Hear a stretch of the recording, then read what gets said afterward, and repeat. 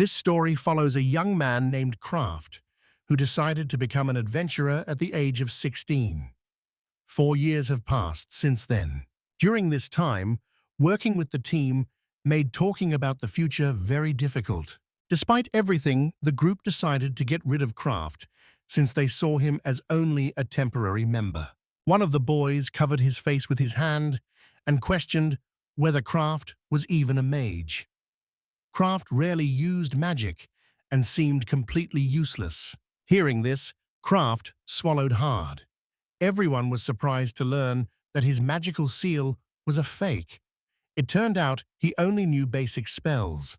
Kraft gripped his staff with shaking hands.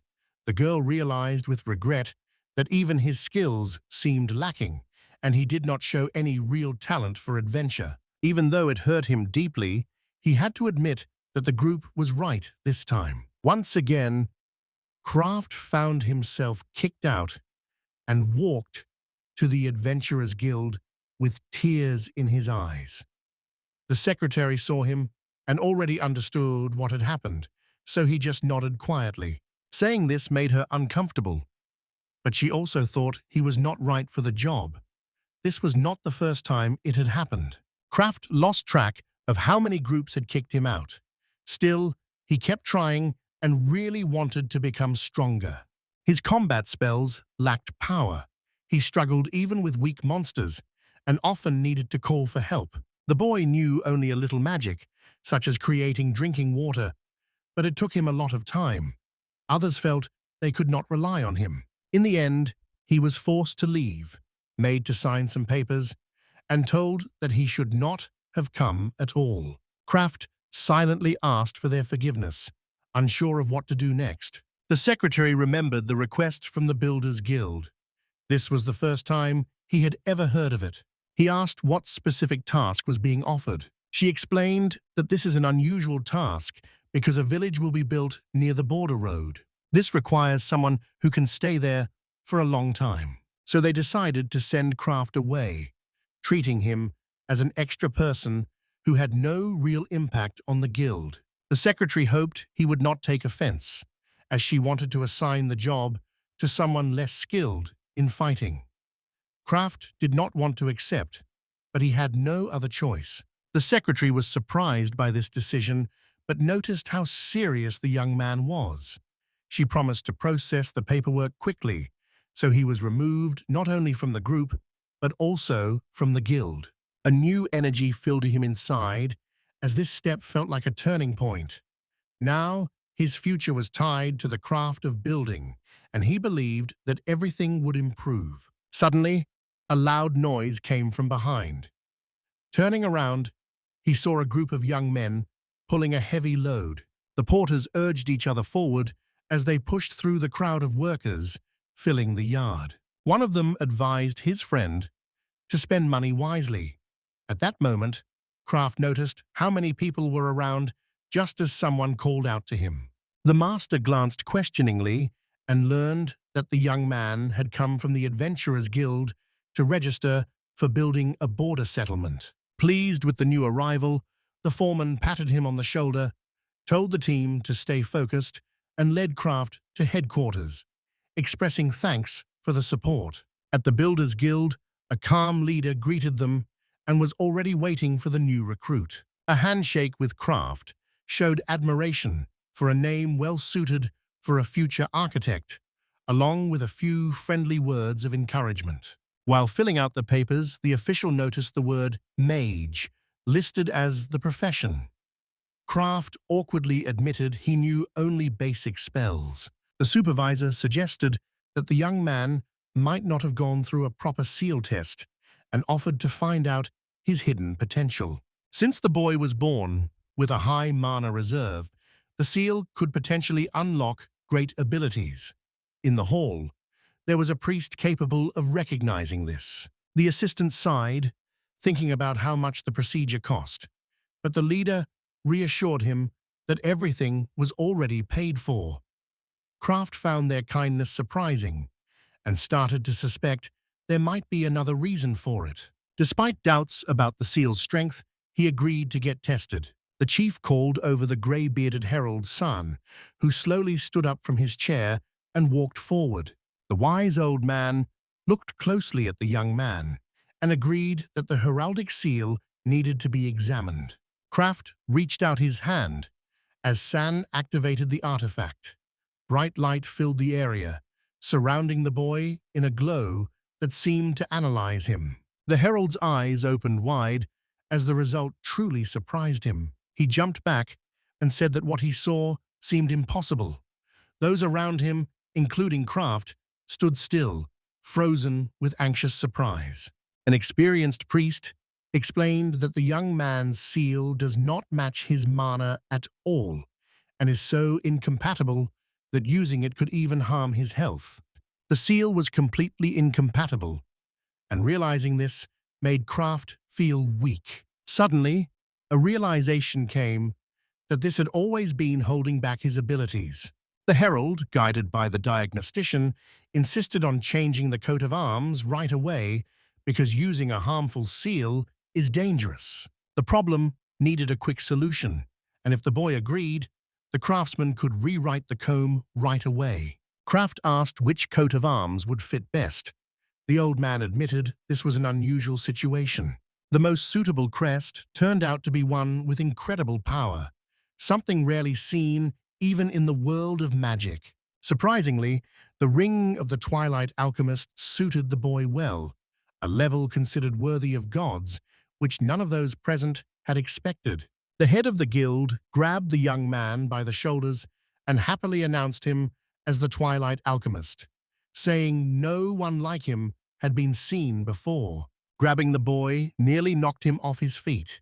Even the herald took a moment to believe the outcome, pointing out that the gap between an ordinary and a Twilight rank is enormous. Alchemists are already valuable, and the Twilight rank has always been seen as impossible to reach and has never appeared anywhere until now. The Twilight title is the next level after an ordinary alchemist, similar to how knighthood titles are raised to saint or dragon status. This meant Kraft could be the most powerful among all alchemists, no matter their level. According to the herald, no one had ever reached such a rank before, so the name was only a placeholder, but the meaning remained clear. Learning alchemy, the owner of this seal could, in theory, even make gold. Gerald asked if the young man wanted to change his coat of arms. Kraft thought back over the last 4 years and realized this was his opportunity. In his mind, he said goodbye to the old seal and asked to start the change.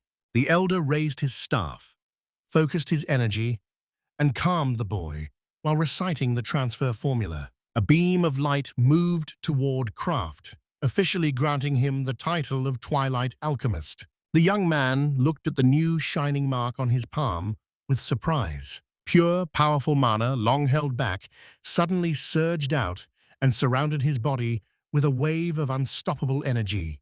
Kraft felt pure mana flow through his veins and found it hard to believe that this power was now real and not just a distant dream. The old seal faded away, making room for the coat of arms, which gleamed with a warm golden light, as if the gods themselves had given it a shining crown. The stunned herald admitted he had never seen anything like this before, and felt he should share this remarkable story with other guardians.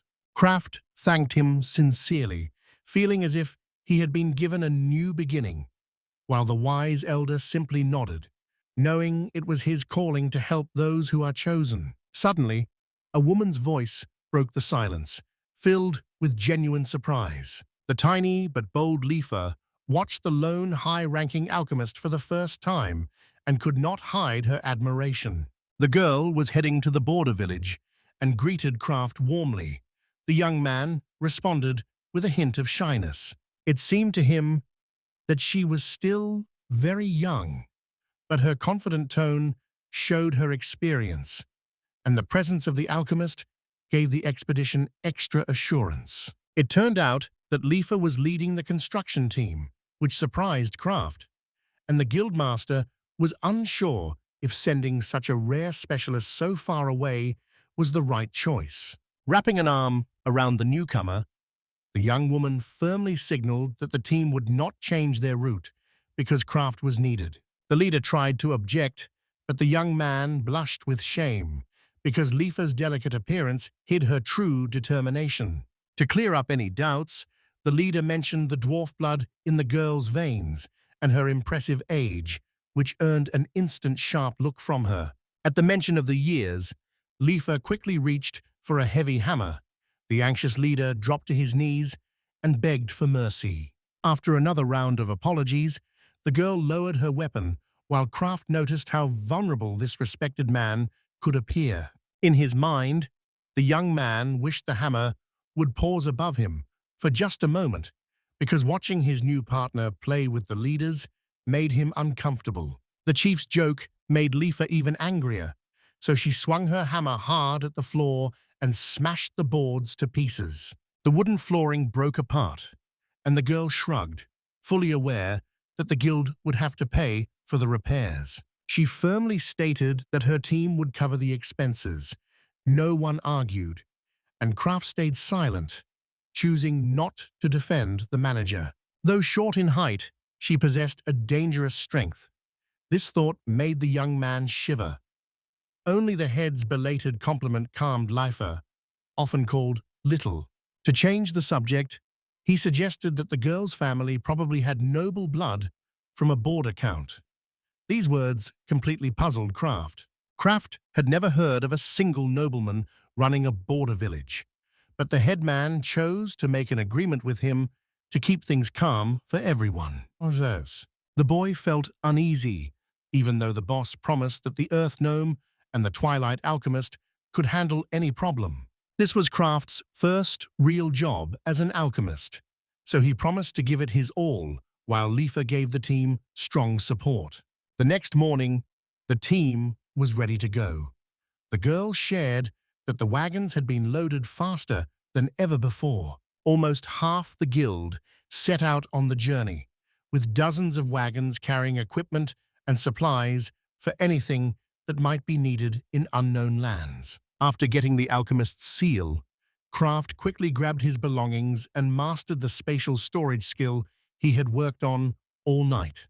The suggestion was made to move the luggage, but the group seemed unsure, and Lifa advised not to ask unnecessary questions. Spatial storage is a rare skill, and no one suspected that Kraft had it. Magic can hold a huge amount of things, so the leader and Lifa eagerly encouraged the young man to start unloading everything from the first cart. Kraft noticed a huge pile of cargo and started to worry, but the supervisor reassured him that he only needed to deal with one cart.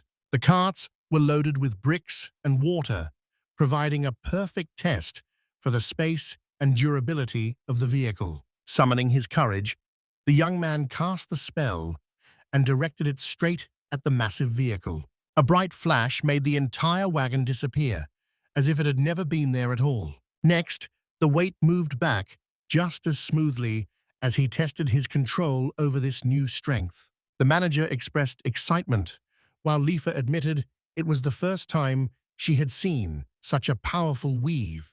Only now did Kraft realize that he could have earned money as a cargo mage even without alchemy. After receiving praise, the young man started working on the second wagon, while the leader ordered the rest of the transport to be brought closer.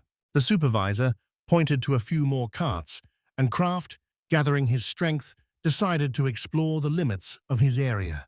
To the surprise of his friends, he quickly hid several loaded carts one after another and barely seemed tired. Friends were impressed and said the boy was amazing. His help made preparations move faster, and Lifa thanked him with a warm smile. The excited faces of his friends made Kraft feel both happy and a little uneasy. The village head promised the boy 20% of the cart rental, even though it seemed like a small amount to him. The manager warned that asking the Twilight Alchemist to work for free could raise suspicions and cause unnecessary problems. By hiding the mountains of cargo, Kraft brought the squad a lot of benefits, and earned himself a few months of peace. Looking at the golden mark, the young man begins to believe strongly in the power of the new seal. Lifa ran over, waved her hand, and suggested they skip the formalities. Now they were friends, so Kraft happily started calling her by her first name. The leader confirmed that with Kraft and Lifa, the team will confidently head toward the village. The girl wished the young man good luck, and he thanked her for the support. As a Twilight Alchemist, the boy walked confidently into a new chapter of life, while Lifa guided him onward. Once kicked out of groups for lacking strong magic, now everything is different. The stronger seal gave Kraft a business that truly fits him. Now he is heading to Kaitaka as the official alchemist of the expedition. Made a promise to myself to show everyone what I am truly capable of. At first, the farewell ritual for the colonists seemed strange, but Lifa explained that it was meant to ensure a safe journey. Each time she hoped it would end soon, an order to move on would come. Up ahead, a line of soldiers appeared, all marching in step. The chief mentioned the request for a simple ceremony, but the guard interrupted him firmly. The soldier explained that travelers deserve respect because they have come a long way. Young Zaid, dressed in his formal uniform, nodded politely, recalling their old acquaintance. When the honored guest arrived, everyone except the surprised Kraft knelt to show their respect. Lifa gently pulled the young man down after bowing herself and quietly whispered that he should bow too. Zaid casually signaled that this was just a friendly meeting and there was no need for a formal bow. At that moment, it became clear that his younger brother had been chosen as the leader of the future Kaitak settlement. Young Kyle Gizotelvel, a thin teenager always looking out for his shy little sister, was chosen to lead the colony. The squad leader swallowed nervously, while Lifa started to feel uneasy, and soon Kraft felt the same way. Kyle greeted the expedition politely and introduced his younger sister Mina, who shyly peeked out from behind him. The girl quietly said hello. The brother explained that Mina would be joining him for personal reasons. The leader mentioned the risks of the long journey and asked to reconsider which children would go, but Zaid dismissed the suggestion without much emotion. The older brother put all the responsibility on Kale and made it clear that any failure would reflect poorly on him. The escort felt uneasy as the harsh statement revealed a cold edge in the patron's voice. Kraft noticed a hint of quiet despair in Kale's eyes and realized the boy was starting to lose hope. Zaid called the challenge a chance for his annoying brother to prove himself and gave a sly smile. Unable to stand the cynicism, Kraft firmly promised to support the colony's success and protect the young lord's reputation. Lifa glanced nervously between the people she was talking to, realizing how different their intentions were. The young man felt a connection with Kyle because he had once felt out of place too, so he decided to support the boy and keep an eye on him. He promised himself to prove to Zayda that he was not useless and to come back with a win before Zayda could even blink. The patron was silent at first, looking confused, but then he laughed, taking Kraft's determination as a bold joke. Before leaving, he reminded that the mission's outcome matters most. Luck is secondary, and coolly wished his brother success. Kraft silently decided this was the worst ceremony he had ever attended, while Lifa, missing his sarcasm, gave him an annoyed nudge. At the same time, the chief grabbed the boy's shoulders and praised his courage. Kyle stepped back and politely asked Kraft to explain what made him speak so harshly. Lif and the chief bowed before the young lord, showing respect for his power and asking for forgiveness. Kraft introduced himself, admitted his mistake, and mentioned that the situation immediately reminded him of his own past failures. The young man talked about the years when he felt lost and unsure of himself, often failing to meet the expectations of others. Even though the situation was unclear, the goal was to support Kyle and help ease his confusion. The shy lord held the edges of his coat and admitted his weakness, but promised to give his all. His heartfelt speech touched everyone in the room and inspired people to want to help. Kyle apologized and promised to do everything he could.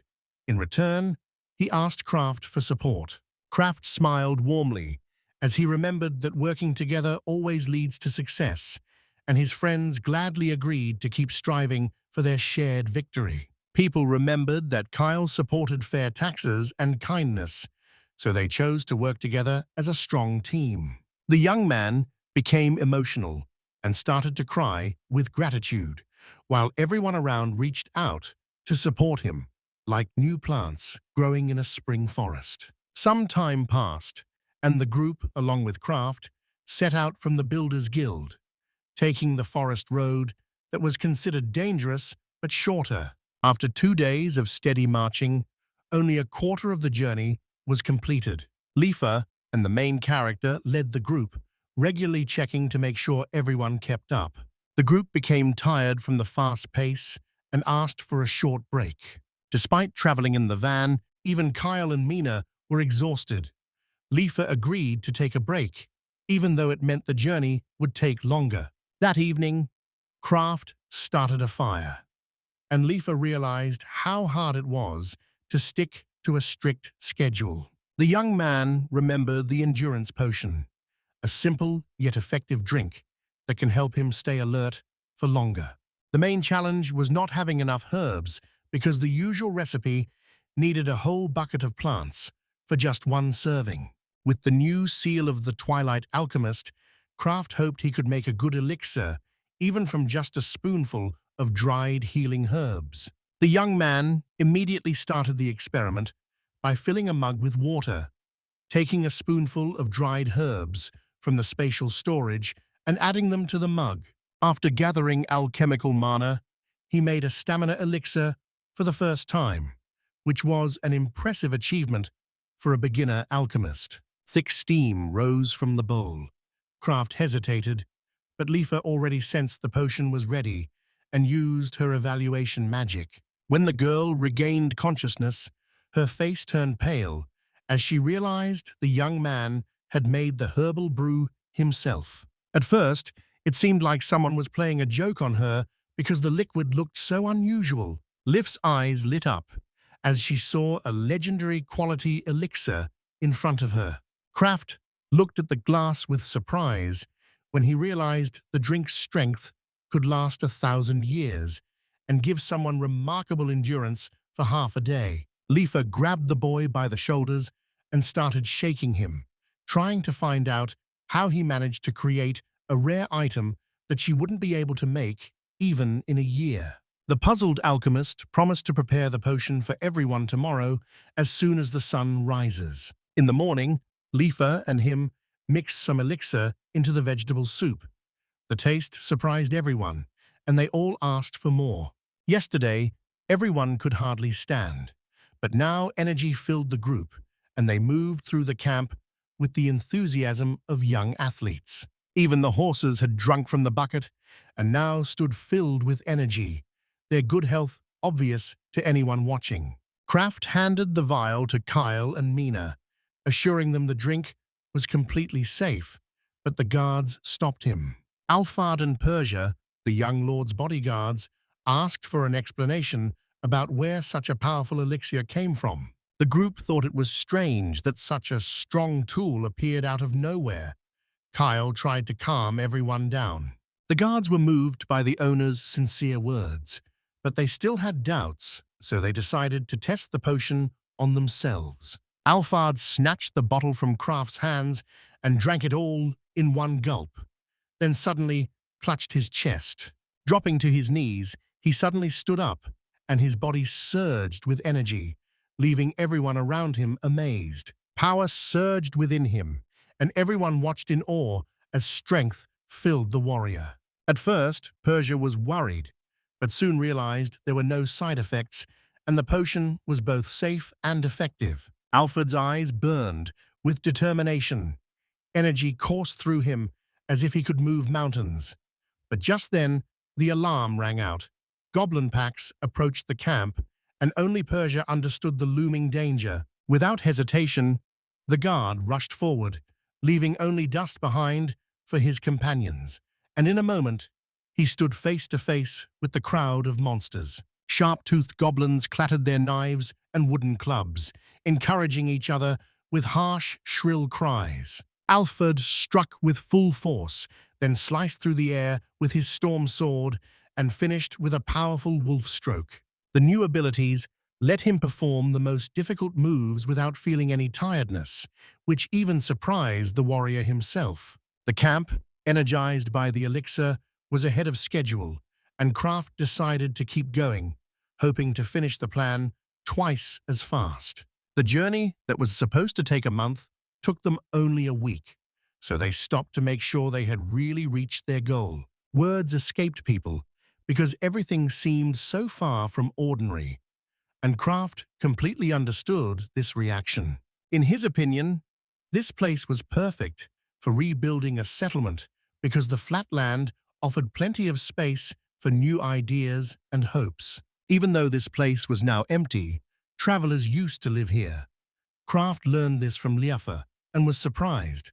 The girl smiled and explained that she grew up here, and this place brought back her warmest memories. Leaning gently against the old wooden column, she felt happy to be back, until distant voices called them. Kyle suggested discussing the plans before starting construction and, following Alfard's advice, gathered everyone in a circle. Liafa thought it was a good idea because people liked Kyle and would listen to him, so she went to gather her friends. Only now did Kraft realize that this was Liafa's hometown and decided not to ask questions so he would not bring up the past. While considering how to cheer up the girl, he heard Kyle calling him, realized he had been lost in thought, and quickly apologized for being distracted. Kyle's gaze was intensely serious, showing he wanted a close conversation, while Kraft felt uneasy and stepped back. The young lord said that with Kraft around, he felt safe and asked to skip the formalities, even though the strict guards watched his every move. Kyle, hands clasped, explained that honest conversations are important for him because without them, he cannot reach his full potential with a mentor like this. With a sincere and almost childlike pleading look, the Lord turned to Kraft. Realizing it would now be impossible to refuse, the hero looked away. For a few moments, the boys looked into each other's eyes, filled with empathy, silently considering their unspoken thoughts. In the end, Kraft agreed, deciding that if Kyle wanted a simple tone, they could set aside formality, as long as Kyle would not complain about it later. Lord looked excited, while Persia warned the hero to be more respectful around nobles, and the stern Alfard accepted his master's decision. After a brief meeting, the spot was approved as a border outpost, and Kyle was given the honor of leading the project along with the construction team. Beyond the mountain ridge, fertile plains stretch out, bordered by thick forests, so the settlement needed urgent repair and strengthening. The young leader promised to do his very best and asked everyone to support him in his new position. The crowd raised their hands together, showing support for the young lord's enthusiasm and calling out words of encouragement. Even Persia and Alfard, usually reserved, were moved to tears and praised their mentee's inspiring speech. Kraft noticed that Mina, who used to stay close to her brother, now quietly hid in the shadows, too shy to speak. As their eyes met, the girl shifted slightly, clearly uneasy with the sudden attention. He held out his hand, inviting her to stay close if that would comfort her, and Mina looked up in surprise. Without thinking, she suddenly hugged Kraft in front of everyone as Kyle was about to announce the next piece of news. The young man asked everyone to look back, and the guests quietly did what he asked. At the height of everyone's attention, the alchemist found himself in Mina's embrace, while Kyle praised the power of the elixir and his allies' skill. The excited workers rushed to lift Kraft and applaud him, even though he asked them to be more reserved. Despite his resistance, people lifted the hero up several times like a festive symbol of hope. Lifa smiled and reminded everyone that such trust comes with great responsibility, while Kraft pleaded for them to stop. Overwhelmed by too much attention, he asked to end the celebration, worried that the ceremony would soon tire everyone out. As the applause faded, the hero took a moment to catch their breath.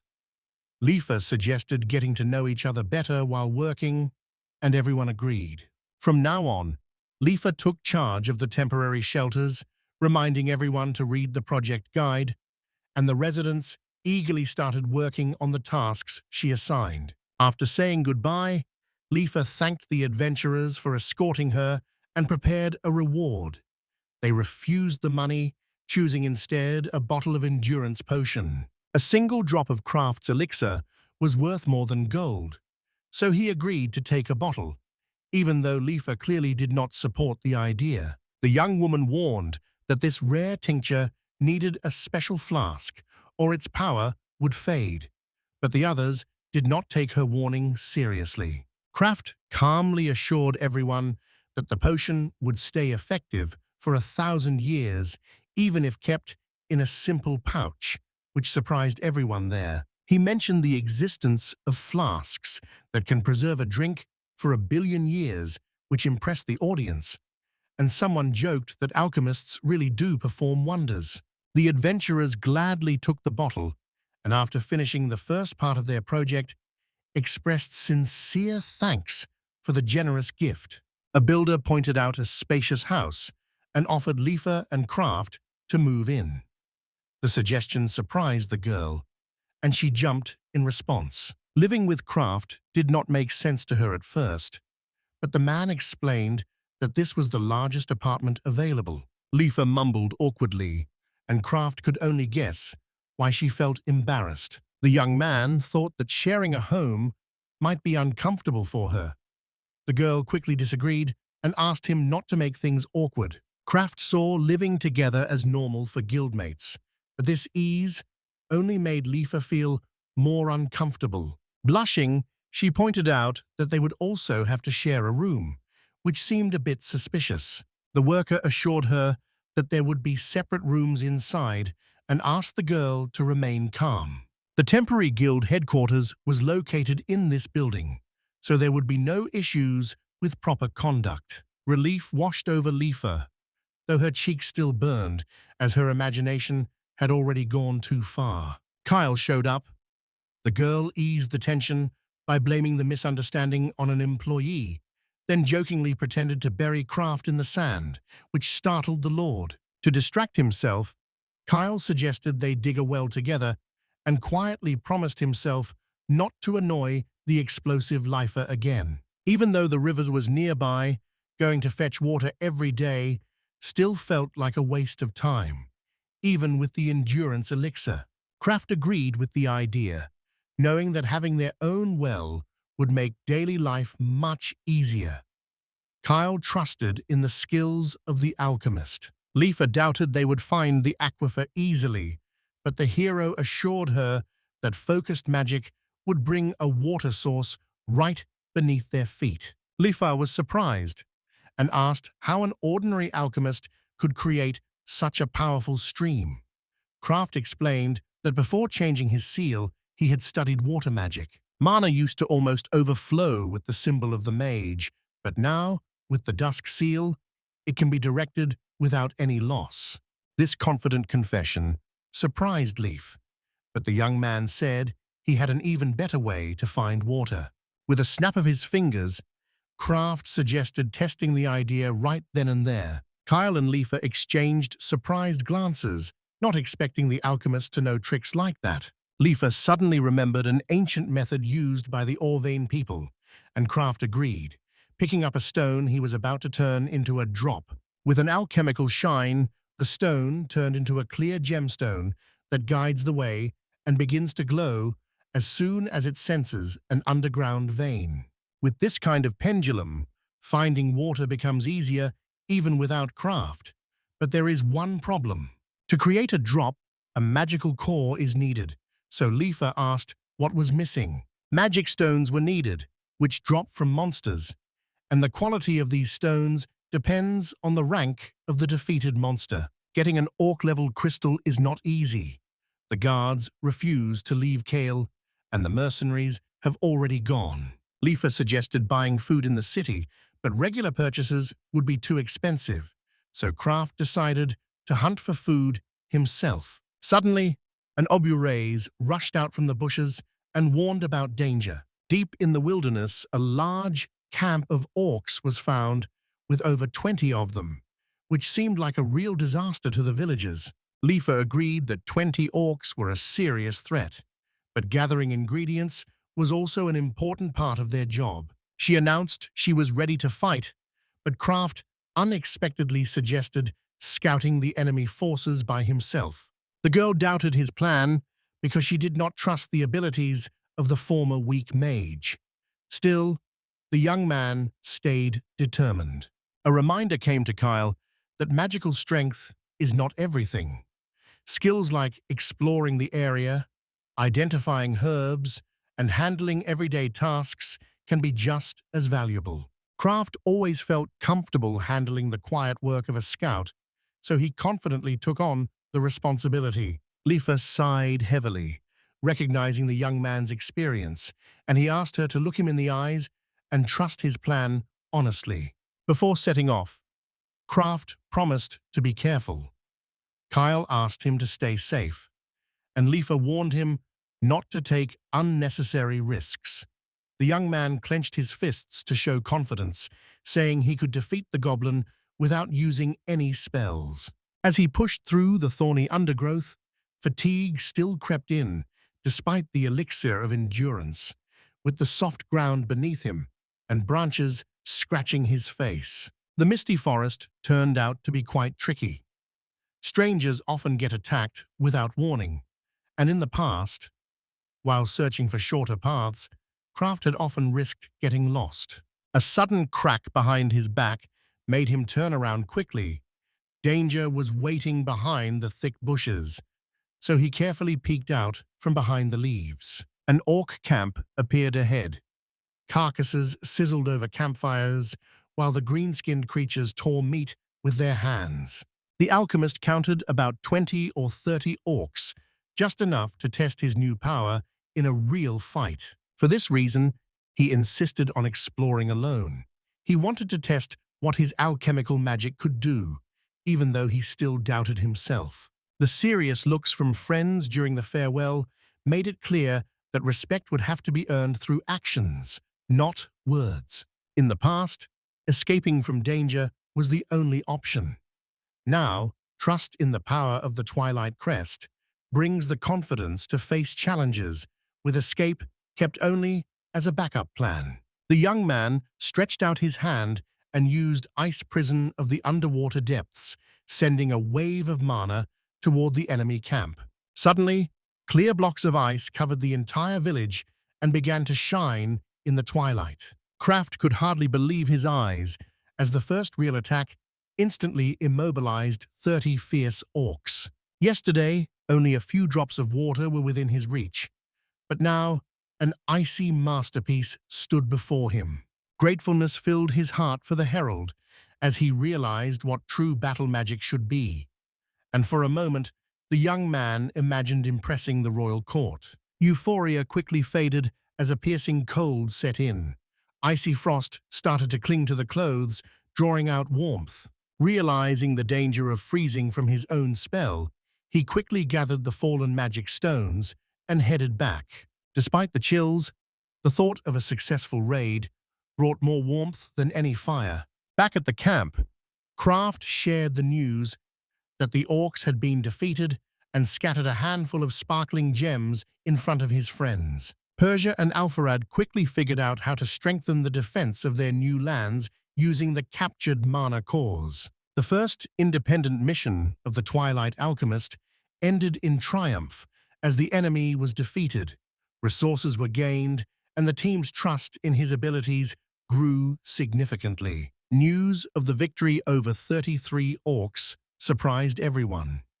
Kraft admitted that he almost turned into an ice statue because of his own spell, Lifa asked, and he replied casually that he had figured it out with magic, which surprised her even more because before he had been expelled for his weak magical abilities. The girl quickly apologized for her harsh words, even though she still did not understand how the powerless mage suddenly showed so much strength. Kraft explained that the new Twilight Crest unlocked spells that were previously out of reach, and Kyle felt truly happy for him, as if celebrating the success of a close friend.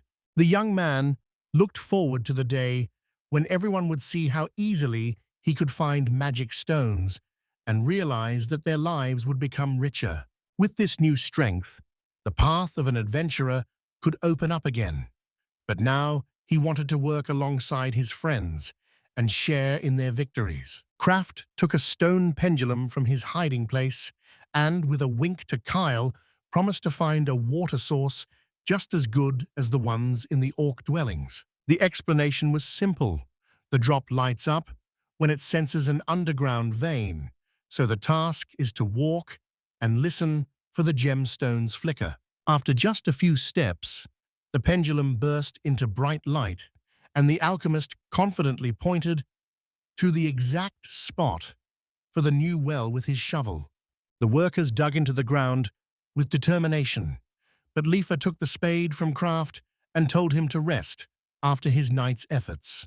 Within an hour, icy water began to flow from the dark pit, and Lifa laughed as she clapped Kraft's hands, happy to have the first handful of clean water. The noise attracted the local residents, surprised that the source had been found on the first try by the same boy who had defeated the orcs the day before. Now everyone felt certain that as long as the Twilight Alchemist lived in the village, they had nothing to fear from thirst or enemies. Lifa had already started making plans to build a well. In a few days, stones lined the well, and clear water flowed so generously that everyone began to feel truly safe. The next morning at breakfast, Kraft heard a quiet good morning and turned to see Mina, blushing as she hid behind her brother's shoulder. A shy girl holds out a small pickaxe in front of her, showing she wants to help like the older ones and asking to be taught how to dig. The alchemist smiled gently and promised to show the easiest way to hold it, while Kyle watched with pride as his sister took her first step toward independence. Lifa brought freshly baked cookies and joked that Mina would have plenty of energy because the dough included a pinch of the legendary elixir. Kraft thanked warmly because even a single drop of his tincture turned delicious breakfasts into a source of endless energy for the whole team. Dawn in Katak began with smiles and new plans. Water flowed in the well, the land was ready for the first sprouts, and everyone looked forward to new achievements. Kraft did not catch her words, but Kyle noticed with interest that for the shy Mina, even just saying hello to someone was a big step forward. This made him feel pleased. Mina usually stayed behind her brother, so her interest in Kraft was more than just shyness. However, he thought this was simply how polite young women behaved. After learning that Lifa is now in charge of construction, Kyle let the alchemists spend the day working on experiments and making potions. Even after they agreed, a slight awkwardness lingered in the air as everyone tried to find something to fill the silence. Mina quietly held onto the edge of his cloak while Kraft leaned down, encouraging her to speak, but she kept her thoughts to herself. Persia quietly assumed that the lady simply wanted to be near the alchemist and decided not to make an issue out of it. For a moment, the young man's eyes paused on the guard's graceful figure, but he quickly looked away and focused on his work. Persia once again admired his spacious storage, while Kraft pulled out a few mana crystals and felt genuinely surprised by his own abilities. Pressing the stone in his palm, he turned it into a shining powder and poured it into a giant vat filled with the base infusion. The alchemical flow began swirling the liquid, filling the air with a clear sense of strong, healing energy even without any tests. Suggesting they hide the supplies in the pantry, He noticed Mina watching the craftsman closely, her eyes lowered, following every movement with fascination. Persia was about to take her companion away, but seeing her harmless curiosity allowed her to stay, while Kraft welcomed them both with a kind smile. The alchemist casually gave the guard a friendly compliment and suggested she stay a bit longer, which unexpectedly caught her off guard. Her cheeks turned red as she firmly warned that she would not tolerate careless jokes, though a real kindness still shone deep in her eyes. While the potion was thickening, Mina gently tugged his sleeve, as if preparing to say something important. Kraft did not understand the reason for her blush, while Persia, with a slight smile, suggested that the girl was beginning to admire the craftsman more and more. After finishing his work, a look at the long rows of barrels made it clear there were enough supplies for any unexpected trouble. The idea of trying the medicine in real life crossed his mind, but it was clear he would never harm anyone for this reason. Sudden shouts from the yard interrupted the thoughts, and the alchemist rushed outside to find out what was causing the alarm. In the yard, workers carefully placed the injured young hunter Jitterro onto a stretcher, while the crowd moved aside to clear a path for help. Jitter's partner explained that the hunter came across a small group of goblins, underestimated them, and let his guard down. The boss felt relieved after learning that the injured one had already taken care of the rest of the creatures, so there was no longer any danger. Kraft decided to bring all the field workers back to the camp until experienced fighters secured the area. An adventurer mentioned a new healing elixir and left Jitterro in the care of an alchemist who promised to help. After examining the wounds, Kraft noticed deep cuts and torn tissue that needed immediate attention. Persia was surprised that the hunter did not back down, since facing 6 goblins is no small thing, but she still praised the young man's courage. Ignoring unnecessary questions, she asked the alchemist to start working and treat the bloody cuts quickly. Kraft used basic healing mana to clean the wounds, noticed an artery had been torn, and realized there was no time to waste. In his view, regular army potions will not work here, so trying a new elixir is necessary. Summary of the diagnosis: severe blood loss, no available tested medicine, and no healer nearby. Everything came down to a single chance, and Kraft was determined to test his own solution. Leifa brought a whole barrel of greenish elixir, and the alchemist quickly took a ladle of the thick liquid. Pouring the infusion directly onto the wounds, he silently hoped the formula would work. Steam rose in thick clouds, making it hard to see. For a moment, it seemed like the experiment had failed. Suddenly, Jitterro sat up on the stretcher, surprised to feel no pain and an unexpected lightness. Wide-eyed, the hunter glanced over his body but saw no cracks in his skin. Leifa found it hard to believe. Just a minute ago, he was close to death, and now he stood there without a single scratch. Jitterro thanked the alchemist, admitting that the drink was even more powerful than he had hoped. Kraft felt glad to see a healthy glow on the young man's face, even though Leifa still had doubts about how natural his recovery really was. Even though the hunter felt confident about his health, the alchemist insisted on rest because the heavy blood loss still required recovery.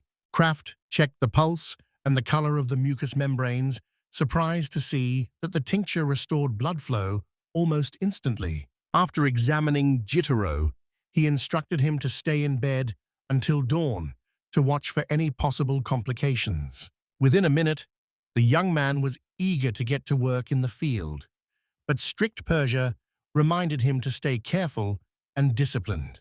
The workers were surprised to see the man they thought was dying yesterday now working with a hoe, while he praised the elixir that brought him back to health so quickly. Persia recognized how valuable the potion could be for its army, but also immediately considered the possible political consequences. She asked the alchemist to keep the secret, stressing that the story was very sensitive. That is why Kraft was invited to the house for a private conversation away from others. The security guard nervously described the fierce rivalry surrounding the Margrave estate and its energy sources, where every advantage comes at a high cost. She explained that such a strong potion could spark a new round of conflict between the clans. The alchemist agreed to keep the recipe secret, and Lifa supported the choice to say nothing until its true value became clear. Persia made it clear that it would contact Kraft directly if absolutely necessary and has put off sending any reports up the chain for now. She returned to watch over Kyle and Mina, while Lifa led the teams to build the protective fence. The alchemist started thinking about where the wounds came from and decided to talk with Jitterro, since the young hunter had good experience in combat. Kraft found it strange that ordinary goblins could do so much damage to someone as strong as him. Persia understood what the alchemist was thinking and allowed him to carry out his own investigation into the details of the conflict. In the field, Kraft found Jitterro working with twice as much energy, saying he was ready to go hunting right away. The alchemist doubted whether goblins really caused these injuries and found out that the hunter's old machete had finally broken. Curiosity grew about how the steel could break so quickly, so he asked to see the broken pieces of the blade. Jitterro said the fragments were in the shed and promised to rest after finishing the work and doing a few hundred push-ups and squats. In the workshop, Kraft carefully examined the broken blade and quickly realized that the cause was not simple metal fatigue. The quality of the Jitterro machete was very poor. Even after Liafa fixed it, the blade still stayed fragile. Kraft thought about using alchemy to strengthen his weapon, since there were still plenty of mana crystals in the storage. With a few stones in hand, work began while the hunter bragged about his quick recovery. Jitterro took off his shirt and showed his smooth skin without any scars, which made his friends cheer in admiration. Kraft's elixirs should not be underestimated, as the infusions are truly remarkable. Friends jokingly reminded the hunter that even miracle potions cannot take away pain, so it is better to be careful when chasing new achievements. At Lift's smithy, the furnace was heating up, so the alchemist walked in and asked for her help. The girl said she fixes broken tools, and Kraft decided to join her and try an experiment. A flask filled with a dark liquid appeared in his hand. This was alchemical oil, used to harden metal. This is a hardening essence, known for making any blade stronger, which surprised Leaf because many craftsmen are familiar with it.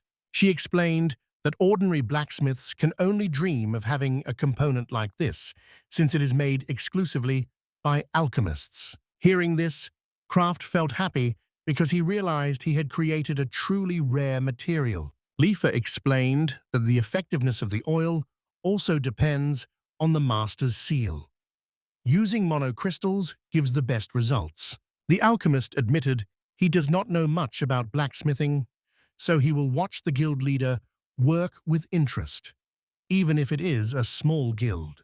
The girl joked that the temporary forge was far from perfect, but promised to work even harder, which truly impressed Kraft. Using fresh olive oil, Lifa coated the blade and carefully tempered it in the flame. In a moment, Jitterro swung his new machete and cut down a thick tree with one strike. Enjoying how light the blade felt, the hunter swung it around until Kraft asked him to stop the risky moves. Curious about the result, Lifa lifted her weapon toward the sunlight and closely examined the edge. The steel proved to be extremely hard, showing no signs of chipping, while its flexibility was similar to the elastic qualities of the finest mithril blades. Lifa realized that if the blade had only been hard, it would have shattered like glass. Instead, the combination of low-quality steel and alchemical oil produced an unexpected result. Kraft suggested trying another new product and took out a flask with a second batch of oil that had been prepared while Lifa was hardening the machete. Jitterro coated the blade with an inky liquid, believing it would prevent rust. The alchemist just smiled and suggested testing it out. The hunter swung his newly sharpened blade, and the tree broke apart easily, like dry straw, sending splinters swirling through the air. Kraft applauded, noting the strike was much lighter and cleaner compared to the previous test. Joy filled Jitterro as the logs now cut as smoothly as glass. Before the alchemist could explain the properties of the oil, something unexpected happened.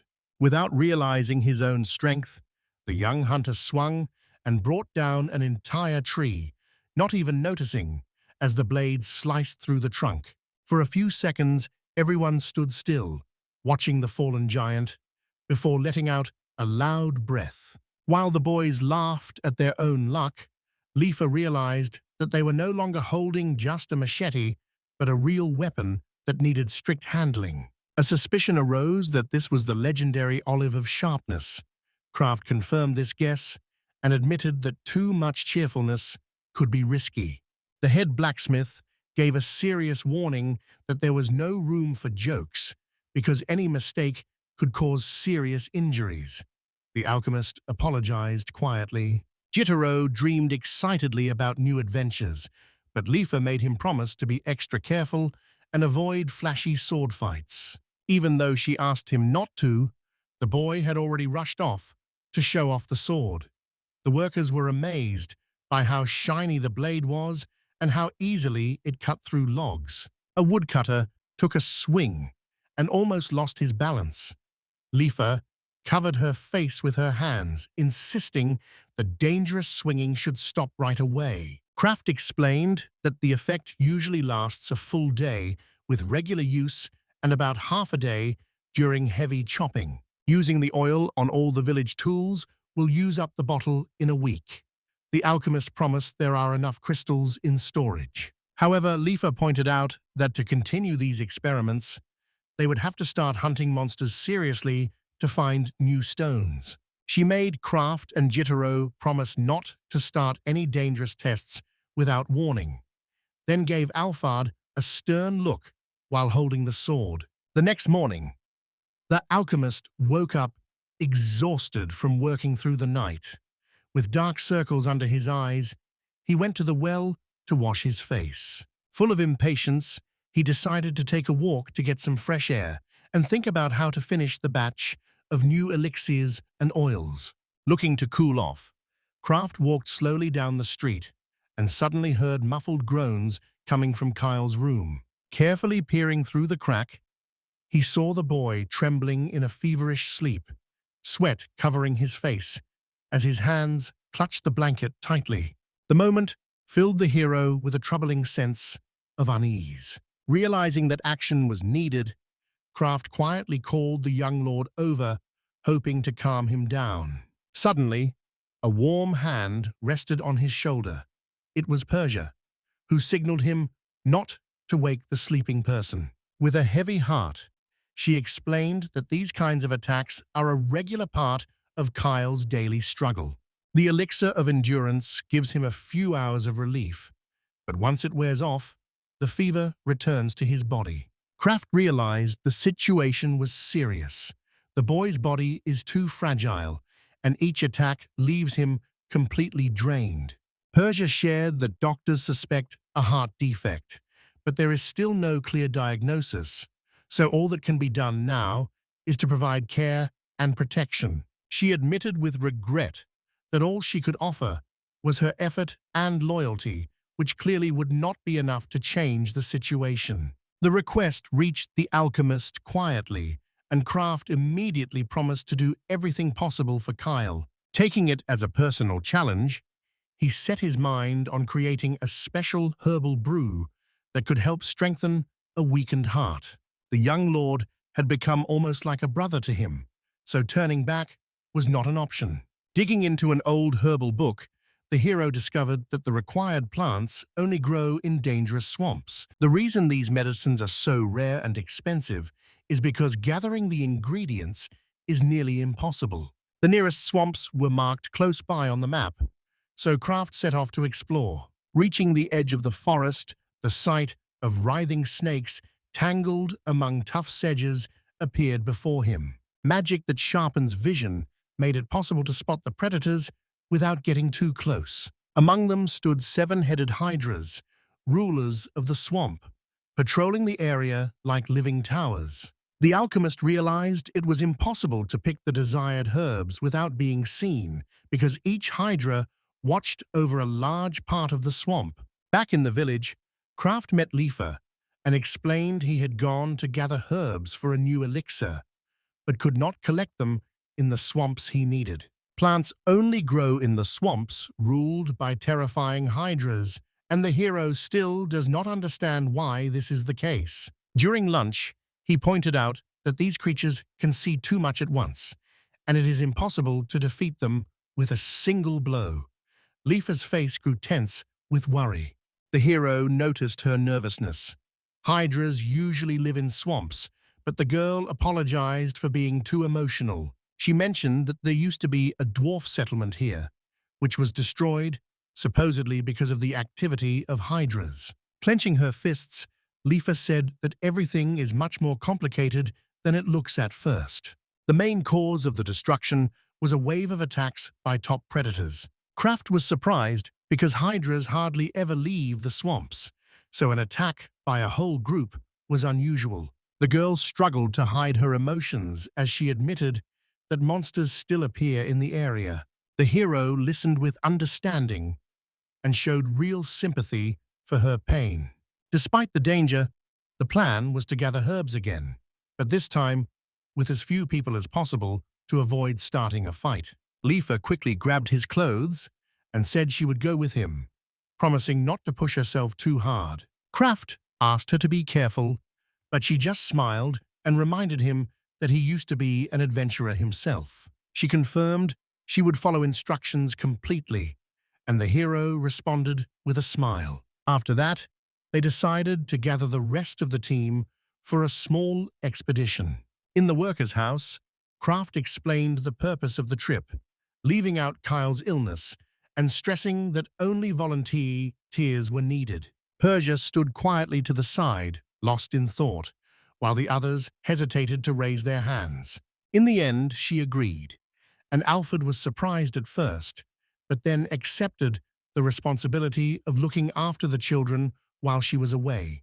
The girl thanked him and promised to return soon, while Alfred accepted the responsibility without hesitation. Jitterro gladly agreed to join, though the silent looks from the others made Kraft a bit uneasy about the young man's safety. Jitterro reassured everyone that he would stay back with his bow, while Liafa and the older sister Persia would hold the front line and protect the craft mage. The alchemist agreed that 4 people would be enough, as long as everyone worked together. Lifa, however, kept glancing nervously at the weapons her companions carried. Before leaving, Kraft reminded everyone to bring only the bare minimum. Everything important would go into the spatial storage to make it easier to get out of the swamp. Persia wore her usual light armor of the personal guard, which made her a bit uncomfortable under the alchemist's watchful gaze. This time, Lifa wore almost full armor and brought a huge hammer, which surprised Kraft. There was concern about her mobility, but the girl confirmed that the weight of the equipment would not prevent her from showing her skill. To clear up any doubts, she quickly showed a few skillful moves, and Kraft apologized for not trusting her. Jitterro happily showed off his best outfit, but he looked more like an eager bandit. The alchemist suggested at least taking off the blindfold. He also reminded to coat the arrows with sharp oil so that every shot would be deadly accurate. If the plan fails, there is always a chance to try again. However, Kraft asked the group to act carefully and avoid unnecessary risks. Persia admitted that such methods are used only as a last resort, but this time the army will have to rely on elixirs and oil. Hearing this, the alchemist insisted that when life is at stake, there is no room for hesitation. There are enough materials available, so taking the risk makes sense.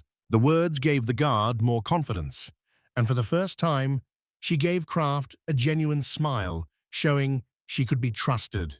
As usual, Jitterro showered the older sister with compliments, which almost made Persia lose her temper. The route was chosen to avoid most of the water. Loud noises or powerful spells could attract more monsters. The plan is for Lifa to distract the Hydra from the front, Persia to move in from behind, Jitterro to cover from a distance, and Craft to provide support with magic. After collecting the herbs, leave immediately. Do not waste any time. Suddenly, Lifa became alert as a soft hissing sound came from the direction of the marshes, signaling danger. A signal was given to stay quiet because a scaly predator was moving through the reeds nearby. In a moment, it became clear. A giant Hydra was coiling around its prey, a huge crocodile that it was getting ready to squeeze before its meal. With careful steps, Lifa moved closer to the Hydra, staying hidden behind a tree trunk while the snakeheads tore apart their prey. After the girl's signal, everyone looked out from their hiding places. There were more monsters than Jitterro expected, so Craft suggested a quiet retreat. Despite this, the team assessed their abilities and chose to stick to the plan, trusting in Lifa's resilience. Facing the Hydra head-on, she stopped its giant head with a strike from her blacksmith's hammer, forcing the serpent to retreat. Jitterro is impressed as the small and slender Lifa stops the monster's charge, showing strong muscles and precise technique. The Blacksmith's Guild symbol never stopped her from practicing combat moves for years, turning her into a fearsome warrior. Persia coated her blade with the oil of sharpness and moved around while the Hydra was distracted by Lifa. The broad sweep of the phoenix's wing cut through the air, making the scales seem as fragile as old bark. The bare neck of the monster gave way, and the giant Hydra's head silently dropped into the swampy mud. The heavy body swayed and sank down nearby, while Lifa calmly stepped back to avoid the shifting ground. Jitterro, filled with excitement, rushed to the severed carcass, impressed by the strength of the allies' blades. Persia studied the sword, noticing its mirror-like edge as the steel slid through flesh as smoothly as warm butter. The hunter pulled a glowing mana crystal from the wound. Lifa and Craft glanced at each other, weighing the prize. A strange excitement showed in the blacksmith's behavior as a quiet laugh slipped through her teeth, as if holding back a burst of happiness. Suddenly, like someone possessed, Lifa rushed forward, leaving her companions surprised and sending a spray of muddy water into the air. Persia and Craft hurried after them, telling Jitterro to stay close and watch the distant sides. Ahead, a girl spun around, swinging a hammer, and her laughter rang out like a bright stream as the second Hydra fell before it could react. The friends watched with concern as their companion was overwhelmed, each strike tearing away large pieces of the serpent's flesh with the bayonet. Power seemed to intoxicate Lifa. With each attack, another head fell, and sprays of swamp water mixed with steam. The girl's happiness stood in sharp contrast to the fear of her friends, who understood that the next fight could quickly get out of control and put the whole group at risk. Persia and Lifa moved tirelessly in the phoenix-like whirl, while Craft and Jitterro could only watch in amazed silence. One Hydra realized the enemy was too strong and decided to run away. Lifa rushed forward after him and called out over her shoulder that he would not get away. Right in front of her friends, she tore the monster into dozens of pieces in just a moment. Strips of snakeskin slapped against the swamp so close that Jitterro warned Craft to be careful, but the alchemist just waved off the warning, calling it a show. In just a few minutes, a whole pile of torn-up Hydras appeared in the swamp. Relief washed over Lifa and Persia as they caught their breath and noticed their friends watching them with surprised expressions. Just one look from her made Craft and Jitter feel a chill, so intimidating did the blacksmith seem. Lifa apologized for changing the plan, but her teammates had no complaints because the result was impressive. She happily admitted that she finally felt like she had taken some revenge for her destroyed homeland. The happiness shining in the girl's eyes genuinely pleased Kraft. Persia also wanted to thank the alchemist. While Lifa was fighting the monsters, her job was to give support, and without his oils, this would not have been possible. Kraft brushed it off with a joke, but the compliment caught Persia off guard. She blushed, unsure how to respond. Jitterro reminded everyone that they still hadn't collected any herbs. Persia almost mentioned Kyle's illness, but stopped herself just in time. Kraft quickly changed the subject. He asked not to spread rumors. The hunter gave a suspicious look, but said nothing. After turning around, the alchemist prepared the legendary Balm of Ailments. Now, it just needs to be tested. According to Lifa, the potion should have been safe, but the lack of a clinic nearby was concerning. Kraft tried a sip the day before and did not notice any side effects. At that moment, Persia rushed in and anxiously asked if the cure was ready. To prove her point, she said she was willing to stand under a waterfall and catch a cold. Kraft pictured a girl standing under icy water, but Liafa's stern look quickly brought him back to reality. Persia explained that she had trained under the waterfall for years and never got sick, so the experiment would not work.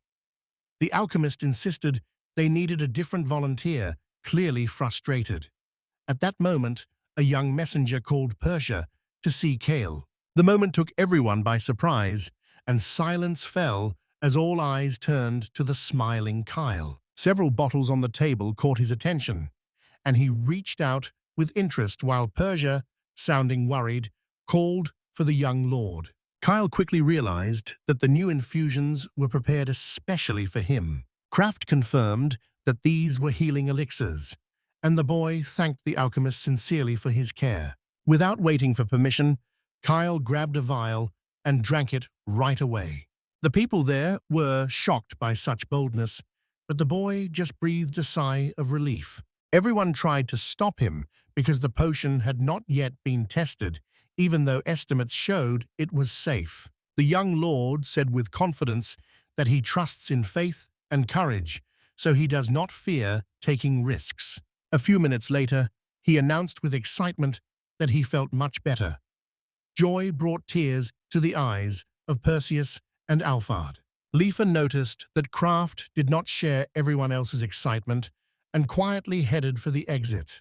Turning back, he looked Kyle in the eyes and asked him to stop pretending. The guards looked surprised while Kyle insisted he really was feeling better, but the alchemist still wanted to check if he was telling the truth. Disappointment showed on the lord's pale face because Kraft had sincerely asked not to lie. The alchemist explained that pretending something is miraculous will create false hopes and could harm the whole community. Persia and Alphard felt confused by the sudden change in tone and grew upset with the magician's behavior. Kraft apologized to Persia and admitted he was only half sure the potion would cure Kyle's condition. The elixir really helps relieve colds, infections, and other illnesses that have developed over time. But its effectiveness is questionable when it comes to conditions a child is born with. Even the most skilled doctors cannot cure this heart defect, so one dose of potion is unlikely to be a miracle cure. Tears welled up in Persia's eyes, but Alphard gently reassured her, knowing that the real solution still lay ahead. Kraft had an idea, but needed more time, and explained this as Alphard tried to calm the excited Persia. The alchemist apologized to Kyle and allowed him to use only stamina elixirs for now. Kyle agreed and promised not to exaggerate any more. Kraft smiled and was about to leave, but his friends stopped him because they wanted to understand what was happening. Persia apologized for raising her voice, explaining she got too upset. Kraft assured her there were no hard feelings and said emotions are normal. She put him in charge of the village's safety and Kyle's health. The alchemist accepted the responsibility and asked her to trust him. The girl gently squeezed his hand and led the Lord to rest. No one realized that even the legendary potion was powerless. There are no doctors nearby, and even the Margrave's own medics cannot help with the strange heart defect from birth. Kraft still hopes the improved formula will work, because otherwise, using other methods would be riskier. Endurance elixirs help the body last longer, giving time to build up the village and strengthen its defenses. He suggested creating their own adventurers guild to attract protectors and resources. Lifa was surprised but agreed, because strong warriors, shops, and homes would be needed here one day anyway. The alchemist showed a note saying there is a potion that can definitely cure Kyle's illness. Those special herbs only grow in distant lands, and the other rare materials can be found by battling monsters. The book opened to a page showing the right plants. He pointed to their picture. The book states that these herbs are found only in the underground homes of dragons. Kraft asked Kyle to hang in there a little longer and promised to find a cure. Meanwhile, a new caravan group arrived at the borders after a long and tiring journey. Along the way, they often fought off monsters. This land is called the Land of Monsters for a reason, so they hired armed guards for protection. One of the workers grumbled nervously about a few poor huts ahead and bumped his forehead when the guide suddenly stopped. The travelers were amazed to see a real city ahead, home to nearly 30,000 people, busy and rapidly growing. The men looked closely at each building and could not figure out where they were, since even the village had a well with clean water. Lifa welcomed the newcomers at the border and reminded them that progress had only started 6 months ago. A smile appeared as the point was made that skilled experts had gathered here, and, together, they would build an exemplary settlement. The guests agreed enthusiastically. Kraft noticed the village becoming livelier as pioneers and adventurers started arriving, just as the Adventurers Guild had planned. A young knight in armor named Redic greeted Kraft, happy to meet him unexpectedly. They used to travel together in the same group, so the alchemist thought his companion was protecting the caravan. But Redic had a different reason for staying behind. With a laugh, he announced that from now on, he would live here and help the village, clearly enjoying his friend's surprised reaction. When asked why, the knight gave a simple answer. There are plenty of monsters, and with a new settlement, supplies are close by. Feeling awkward, Redic admitted he regretted Kraft's departure, although his regret did not last long. At first, they grew together, but over time, the group moved on, leaving the mage behind. This marked the beginning of many difficult changes. Kraft felt like dead weight and left his friends behind, unable to keep up with their pace. In different teams, the same fate met him, and now memories sent chills down his spine. Redic explained that the imbalance was a problem for everyone, so they had to say goodbye even though nobody wanted to. Besides being called the self-proclaimed magician, Kraft was also teased with another nickname that he did not even know about. The knight quietly shared that newcomers called him the beginner's mentor, though they felt too shy to say it to his face. Because of Kraft's patience, they were able to grow. When they pushed him away, they felt guilty and never admitted it.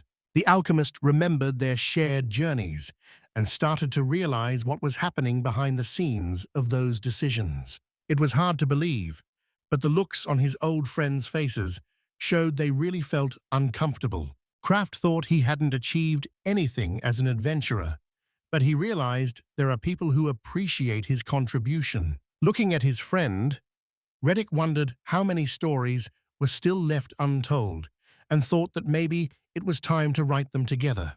Redic chose to make up for his past by working hard and helping the new settlement. After shaking Kraft's hand, he asked for any job the team could handle. The village grew quickly, mainly because an adventurers guild was established there. These lands have always been full of monsters, so hunters settled here for a long time to make a good living. At the same time, businesses began to appear that met the needs of the newcomers. More and more people arrived each day, and Lifa was already apologizing for the lack of available rooms. All the craftsmen started expanding the hotel, but even with everyone working hard, the workers could barely keep up with the pace. A long line formed in front of the shop, selling elixirs and weapons as the crowd grew louder and more restless. Some customers asked for olive sharpness, others wanted healing potions, while the owner Solora apologized, looking embarrassed about the empty shelves. Her polite manner eased the tension in the room, and some people even asked others to move just to catch a glimpse of her charming smile. The young adventurer realized there was no olive oil left. His companion offered to lend some if he helped hunt Hydras, and they quickly made a deal. That was the moment Kyle asked Kraft to talk. In the meeting room, the alchemist poured tea for everyone and asked about the business at hand. Kyle sat next to Mina and said it was time to choose a name for the settlement. Kraft was surprised they still had no names, yet the young man seemed completely serious. Earlier attempts to establish settlements ended so quickly that no one even considered giving them a name. The alchemist jokingly suggested Kailivka, and Persia and Alphard recommended the same. The locals respected the Lord's achievements, so they would probably like that name. Persia nodded so eagerly she almost lost her balance. Kyle disagreed and said that everyone worked together to build the village, so it should not just have his name. He suggested choosing a name that represents all of them. Persia sighed, seeing there were no options for now, and Kraft realized there was no point in arguing. It was clear a new, worthy name would have to be found. The main character asked Kyle's younger sister for ideas, and Mina suggested calling the settlement Craftville, but Kraft wasn't interested. Kyle захоплено плеснув у долоні. Мовляв, сестричка-розумниця та алхімік наполягав пошукати інший варіант, пропонуючи, приміром, Ліфана на честь голови гільдії, але Міна стояла на своєму. The Lord insisted that Kraft deserved most of the credit and that the invention should bear his name, but the alchemist, embarrassed, politely refused the suggestion. Persia grumbled with displeasure, but accepted the master's word. When Kraft called her a vain chatterbox, she almost squeezed him with a hug. Someone knocked on the door. Lifa entered, apologized for interrupting, and when she saw the alchemist sitting on the floor, she thought about leaving, but he asked her to stay. Settling at the table, the blacksmith joined the brainstorming session and quickly suggested the name Twilight Village. Persia frowned, thinking it sounded like decline, but Lifa smiled and looked at the emblem of the Twilight Alchemist. According to her, the craft seal is the reason the settlement is thriving, so the name reflects its important role. The alchemist felt uneasy, while Persia suddenly agreed, saying the gloomy symbolism suits a borderland, even if it carries a hint of foreboding. Building on the idea, Kyle suggested Sunrise Village to represent the start of a new day and a sense of fresh energy. Lifa agreed that dawn is a great image for an outpost starting from scratch. Persia accepted the choice of the Lord. The girls spoke to Mina, and she nodded with a blush, agreeing that she liked the sunrise too. The decision is made. From now on, their home will be called Village of Dawn. Persia admired how the name shone like gold and seemed perfect for the inspired Kalo, while Kraft simply scratched his head awkwardly. Lifa went to handle the paperwork, while Kyle followed and quietly admitted he had always dreamed of living at the Kraft Villa. The alchemist pretended not to hear him. Later, Kraft decided it was time to plan a new mining raid and went to see Lifa to discuss the details. In her workshop, a girl was sorting through papers when he arrived and explained right away that he needed another expedition for ore. The list of resources looked impressive: iron, copper, mithril, and with some luck, even adamantine. The alchemist opened the map and pointed to a spot marked with a cross where the guild believed rare veins were most likely to be found. Hearing these words, Lifa turned pale, and her hands, holding the papers, trembled slightly. Cold sweat covered Lifa as she remembered why it was better not to go near the marked mine shaft. Kraft noticed the worry on her face and understood her concern. The alchemist suggested arranging official escort through the Adventurers Guild and covering the cost from the Dawn budget. Steel pickaxes were to be made for ore extraction, strengthened with hardening oil and coated with sharpness oil. A Lifa dwarf would help locate the ore veins. The girl glanced suspiciously, sensing that Kraft was still hiding something. He apologized and assured that the test he wanted to run on-site was safe, describing it as just a small alchemical experiment. Later, the team came together. Lifa kept watching Kraft closely, as if expecting a trick. Redic shook the alchemist's hand in thanks for his trust. Much to everyone's surprise, Jitterro volunteered to join them, and Kraft agreed, seeing that an extra bow could always help in the forest. The group sets out to collect the ore, taking the first step towards saving Kyle. Redic joked that Lifa seems to be keeping an eye on the alchemist. The alchemist just shrugged and said there are reasons. On the way, the leader suggested a quick introduction to remember who was in the group. This is Redic, a swordsman who bears the knight's crest. Lifa was surprised to recognize him as Kraft's old partner.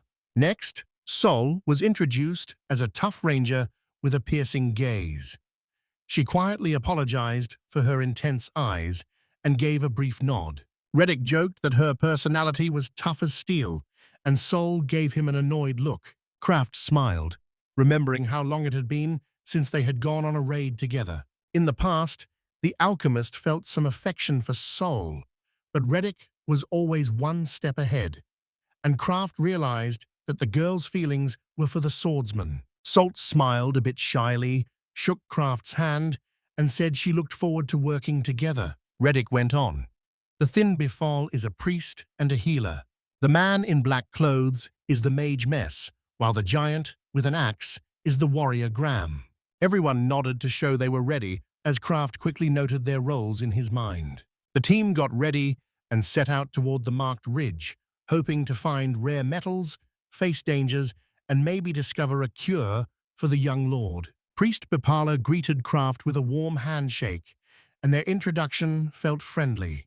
Mage Mess impressed Kraft with skilled magic, even without a staff. Warrior Graham, strong and quiet, just gave a serious nod since talking is not his way. Jitterro quickly stepped forward, introduced himself as a hunter, and said he was glad to help everyone. Redic joked that the boy looked like he was picked up off the street, but Jitterro insisted he was wearing his best hunting outfit. Kraft encouraged the young man, but admitted that he still looked like a wandering bandit, and the laughter from the group only made the joke stronger. After a brief introduction, the group moved deeper into the forest, taking out small monsters along the way. Redic asked if he could collect all the dropped materials, and Lifa confirmed that any loot belongs to the one who fights for it. Kraft noted that the team is making better progress than he expected. Redic credited his success to endurance elixirs. Sol added that these elixirs let her shoot arrows non-stop. The alchemist took out a small bottle filled with manaponi, a rare potion that restores magic energy. Everyone watched in amazement as the legendary drink was given away for free. Kraft asked people to use it sparingly, since there was only a little of it. Redic joked that now even a Cyclops wouldn't scare him. Kraft asked not to let their imagination run wild. Moving deeper into the forest, Lifa was the first to spot the narrow entrance to a cave. The alchemist hesitated, but the girl pointed out that the drop-shaped pendant was glowing brighter, a sign that the ore was nearby.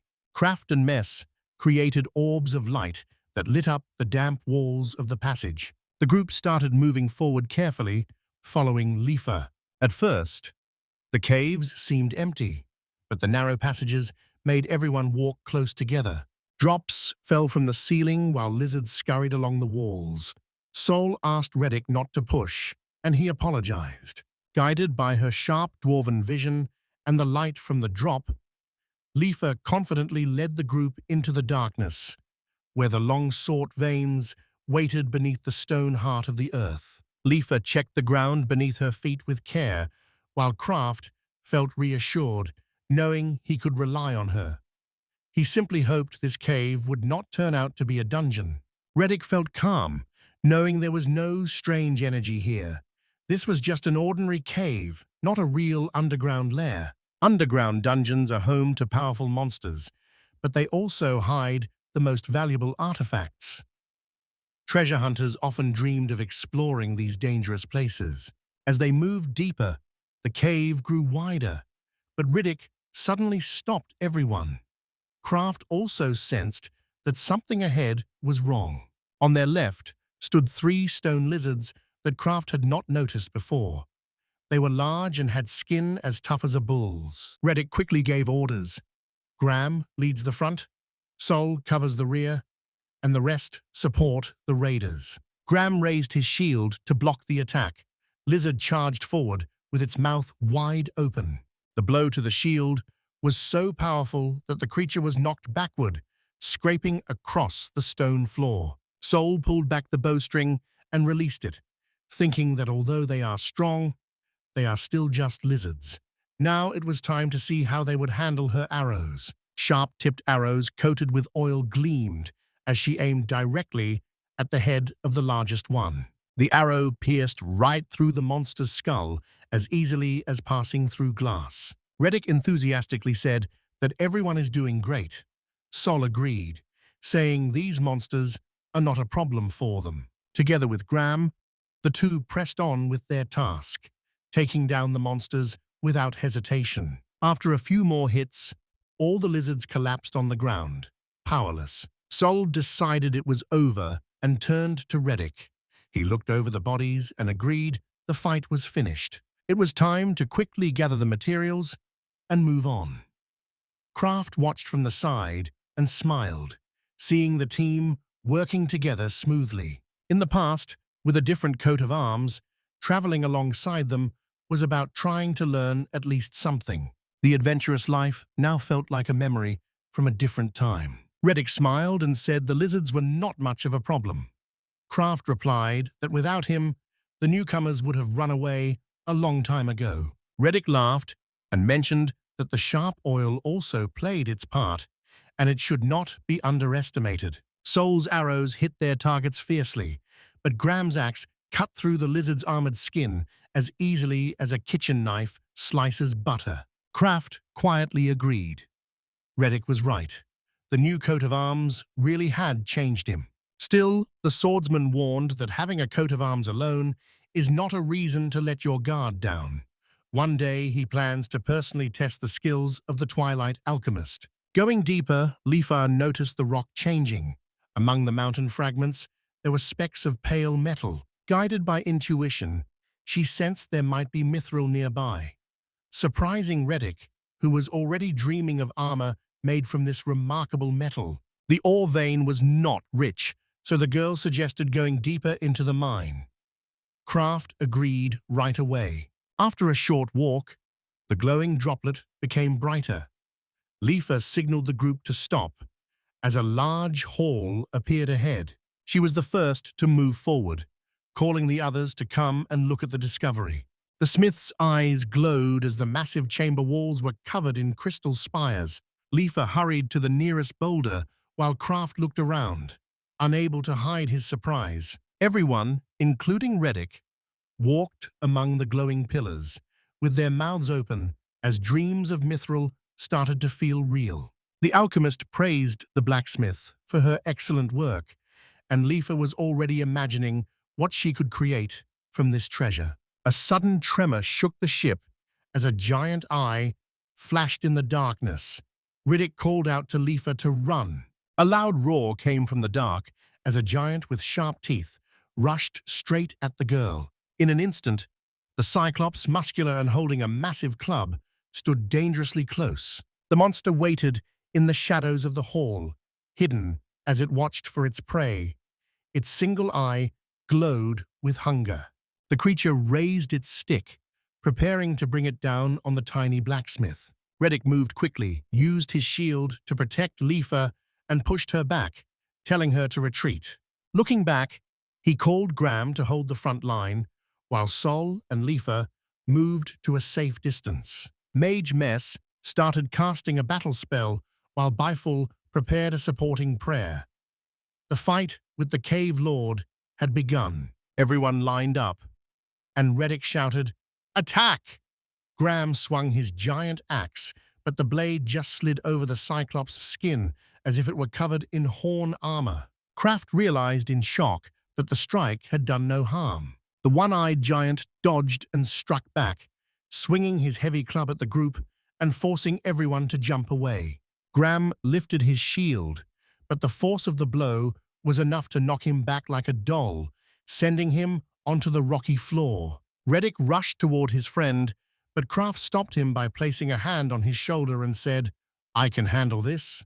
Telling Bipalu to keep up the spell, he ran over to the unconscious warrior. The alchemist poured a whole bottle of legendary potion onto Graham's wounds, and thick steam wrapped around Graham's body.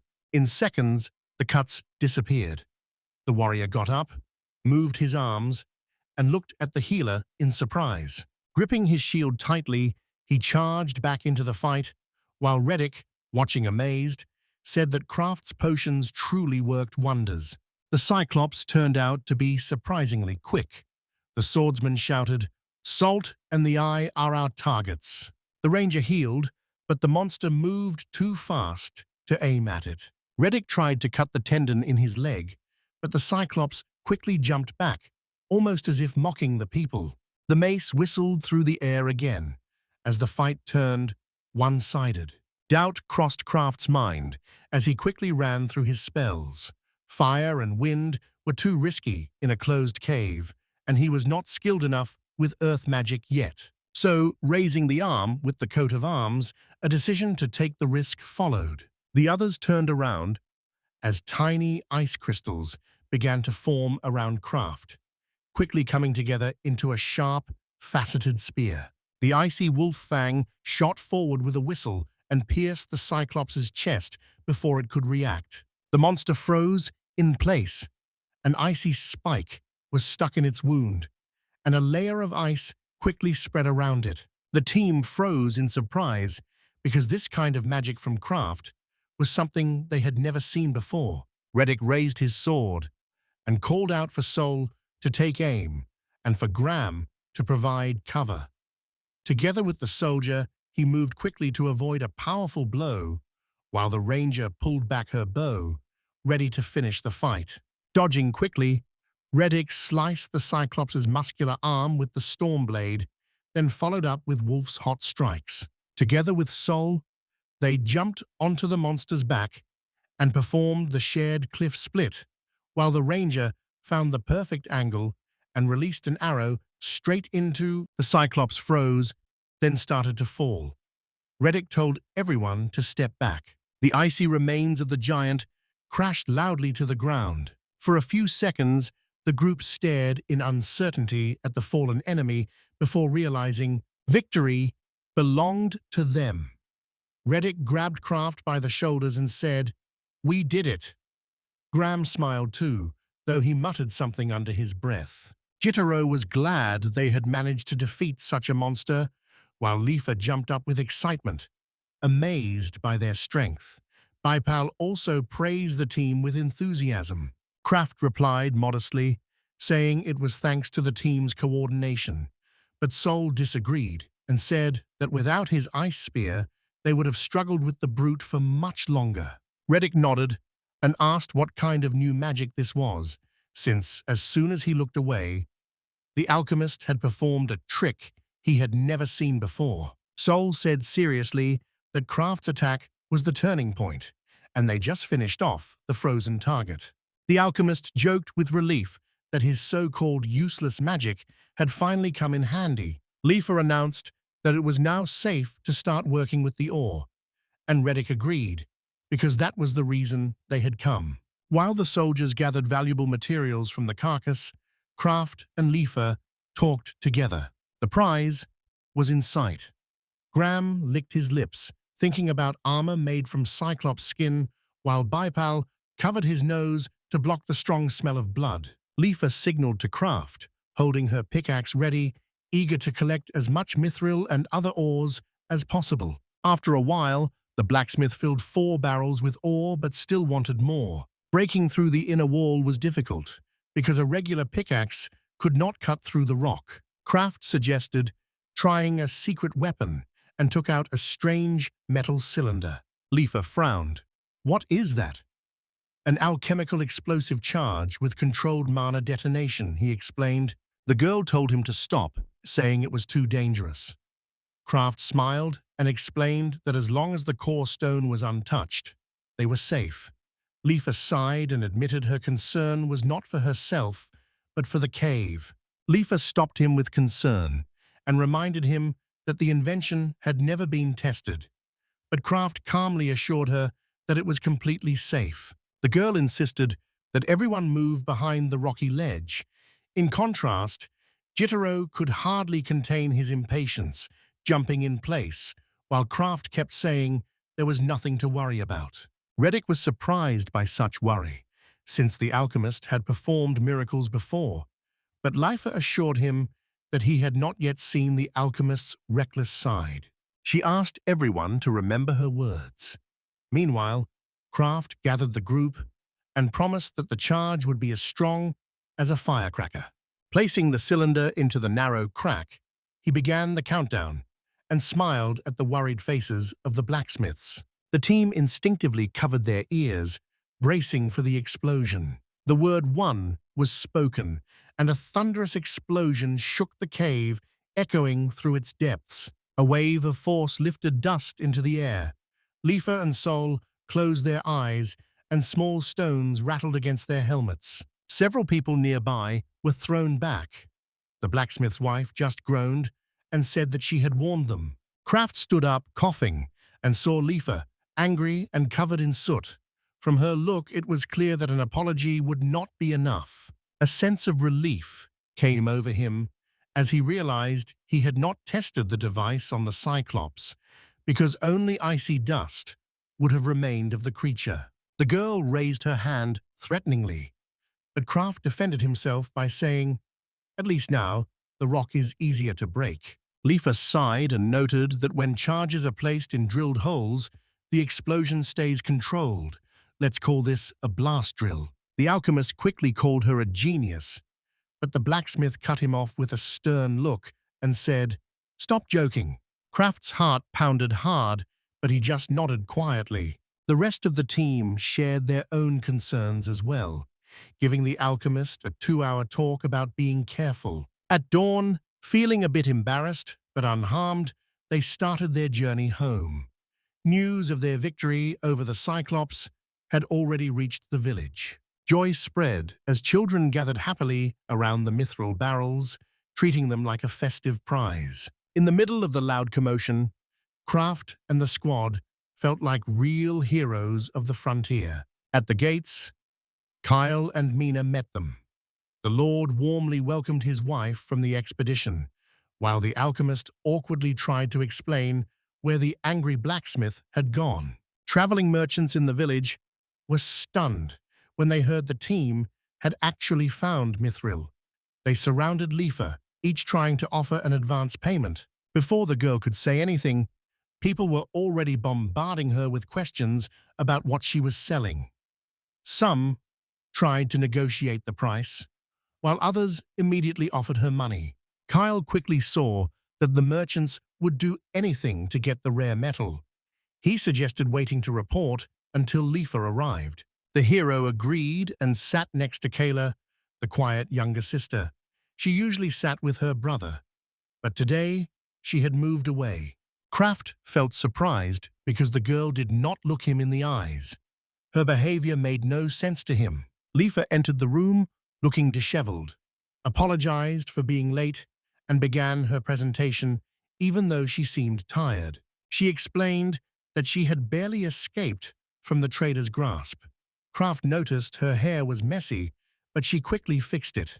Taking the main seat, the blacksmith quickly opened the report without any delay. The description of the cave began with stone lizards, glowing beetles, and huge bugs, all of which appeared during the exploration. 5 reasons for quick success: a magical breakthrough, sharpening oil, a special storage, precise calculations, and of course, Lifa's knowledge. Hearing the praise made the girl feel a bit shy, but she admitted that the group's teamwork helped everyone succeed safely. She said that endurance elixirs were the most important because without them they would not have defeated the Cyclops, which was known as a killer of beginners. This creature never stopped chasing its victims until the very end. Those who were not prepared had no chance. Kyle felt relieved that everything turned out well. Craft lifted his cup of tea and suggested they thank everyone for their support, but noticed everyone watching him closely as if expecting something more. So he asked Kyle what to do next. Kyle suggested holding off on selling Mithril in the village for now, and Lifa agreed with this idea. She explained that a revolution took place among the craftsmen in Mithril. Those who previously could not work with Mithril suddenly learned how to do it. Demand suddenly increased, so it's best to sell only when prices reach their highest point. Craft also had a request to give some equipment to the local adventurers. Kyle agreed right away, saying it was a good idea, and immediately suggested making a plan. The profits allowed Redic's squad to quickly update all their equipment. At that moment, Lifa made up her mind to start smelting the Mithril into ingots in the morning. Craft had no objections, but before that, he asked her for a favor. A few days later, while busy with potions, the hero heard Lifa call him loudly to the workshop. Pride shone on her face as she showed the finished order, ready for review. Craft finished his notes and walked quickly over to her. The girl shifted from foot to foot with impatience, while the young man was also eager to see if the work would meet their expectations. A brand new alchemical crucible stood before him, decorated with elegant patterns. Craft admired the detailed carving and the smooth shape, recognizing it as a true work of art. The compliment made the blacksmith blush, but she quickly suggested moving the cauldron to the alchemy room. Grabbing the handle, a sudden spark seemed to crack inside, forcing him to let go. A quiet crackling turned into a powerful stream of knowledge, filling the young man's mind. Lifa got scared when Craft fell, but he explained that his mind was just overwhelmed by a rush of information. The girl remembered experiencing something similar when she created her first example of skilled work. The new knowledge almost overwhelmed the alchemist, but he realized how useful it was. With a smile, he suggested they test the boiler right away, which made Lifa sigh in surprise. Craft poured 2 different elixirs into a container and then sent a wave of mana through the mixture. Sparks flew from the cauldron, reflecting in the girl's eyes, which shone with excitement. A thick cloud of steam rose to the ceiling. Lifa guessed that the process was finished, and now the alchemist nodded in agreement. This led to the creation of the condensation olive for Mithril, where frequent tempering makes the metal extremely hard. The inspection by this girl confirmed that the contents were truly top quality. The hero handed her a bottle for testing. Inspired, Lifa rushed to the forge while Craft focused on his book, waiting for the verdict. Soon the doors swung open as the blacksmith made a big announcement from the entrance. A new hammer, a new anvil, and plenty of ideas for new weapons. Excited by new opportunities, she heard the young man say the credit belonged to her, but Lifa insisted that everyone owed it all to the Twilight Alchemist. Craft awkwardly asked her to stop with the compliments. It all happened more by chance, but if Lifa is happy, then he feels glad too. Without wasting any time, the blacksmith hurried back to the forge, saying it was time to make a few more things. In an instant, she disappeared into the workshop, muttering that there was more work than she could handle. Calling her back was pointless, The girl was fully absorbed in her creative process. 2 months passed quietly. One morning, Redic visited the alchemist and shared some secret news that their investigation over there had finally brought results. Kraft asked for details, and the swordsman placed an ambrosia flower on the table, a legendary celestial bud that took the hero's breath away. Kyle and Alphard stood speechless, amazed by the sight of this treasure. They had never seen anything like it before and could not imagine when the team had managed to find such a rare item. Kraft smiled quietly, having only asked Redic to check out the rumors. While everyone admired the shining petals, Persia stood apart, quietly lost in thought, her eyebrows drawn together. Redic unfolded the map and pointed out the route. The journey would take a long time, but they now had the exact coordinates of the Ambrosia meadow. The alchemist warned not to follow the pace of their group because with endurance elixirs, they traveled faster than a herd of horses. A regular expedition would need almost a month to cover the same distance. Next, he asked about the security at the location, and the swordsman confirmed the worst. A monster was guarding the area. They tried to approach quietly, but there is no hiding from a dragon. This is a real dragon. Green, without wings, covered in armored scales, strong and tough like a fortress. Hearing this, Kyle, Mina, and the guards turned pale. The green dragon was every hunter's worst nightmare. Kraft calmly assessed the situation. The danger is serious, but now they know who the enemy is, which is already an advantage. Kyle paused the discussion to make sure his friends were not planning to rush at the monster without thinking. Redic confirmed that this was the exact strategy they had discussed while preparing to face the giant. The young lord, frightened, asked to stop. Fighting the dragon seemed too dangerous, and most importantly, he wondered what it was all for. Kraft brought the ambrosia and explained that a whole bouquet of these flowers is needed because they are the key ingredient in the elixir that can cure his illness. Persia quickly realized that getting enough flowers would be impossible without the help of the dragon. The alchemist confidently declared that they would succeed, collect the ambrosia, and prepare the medicine that would cure Kyle once and for all. The Lord felt moved, but insisted that risking his friends' lives for him was not something he could allow. Leaning in, Kraft quietly said, "We are more than friends now. We are family, and family stands together when one of us needs help." Kraft expected this kind of response, but Kyle stayed firm.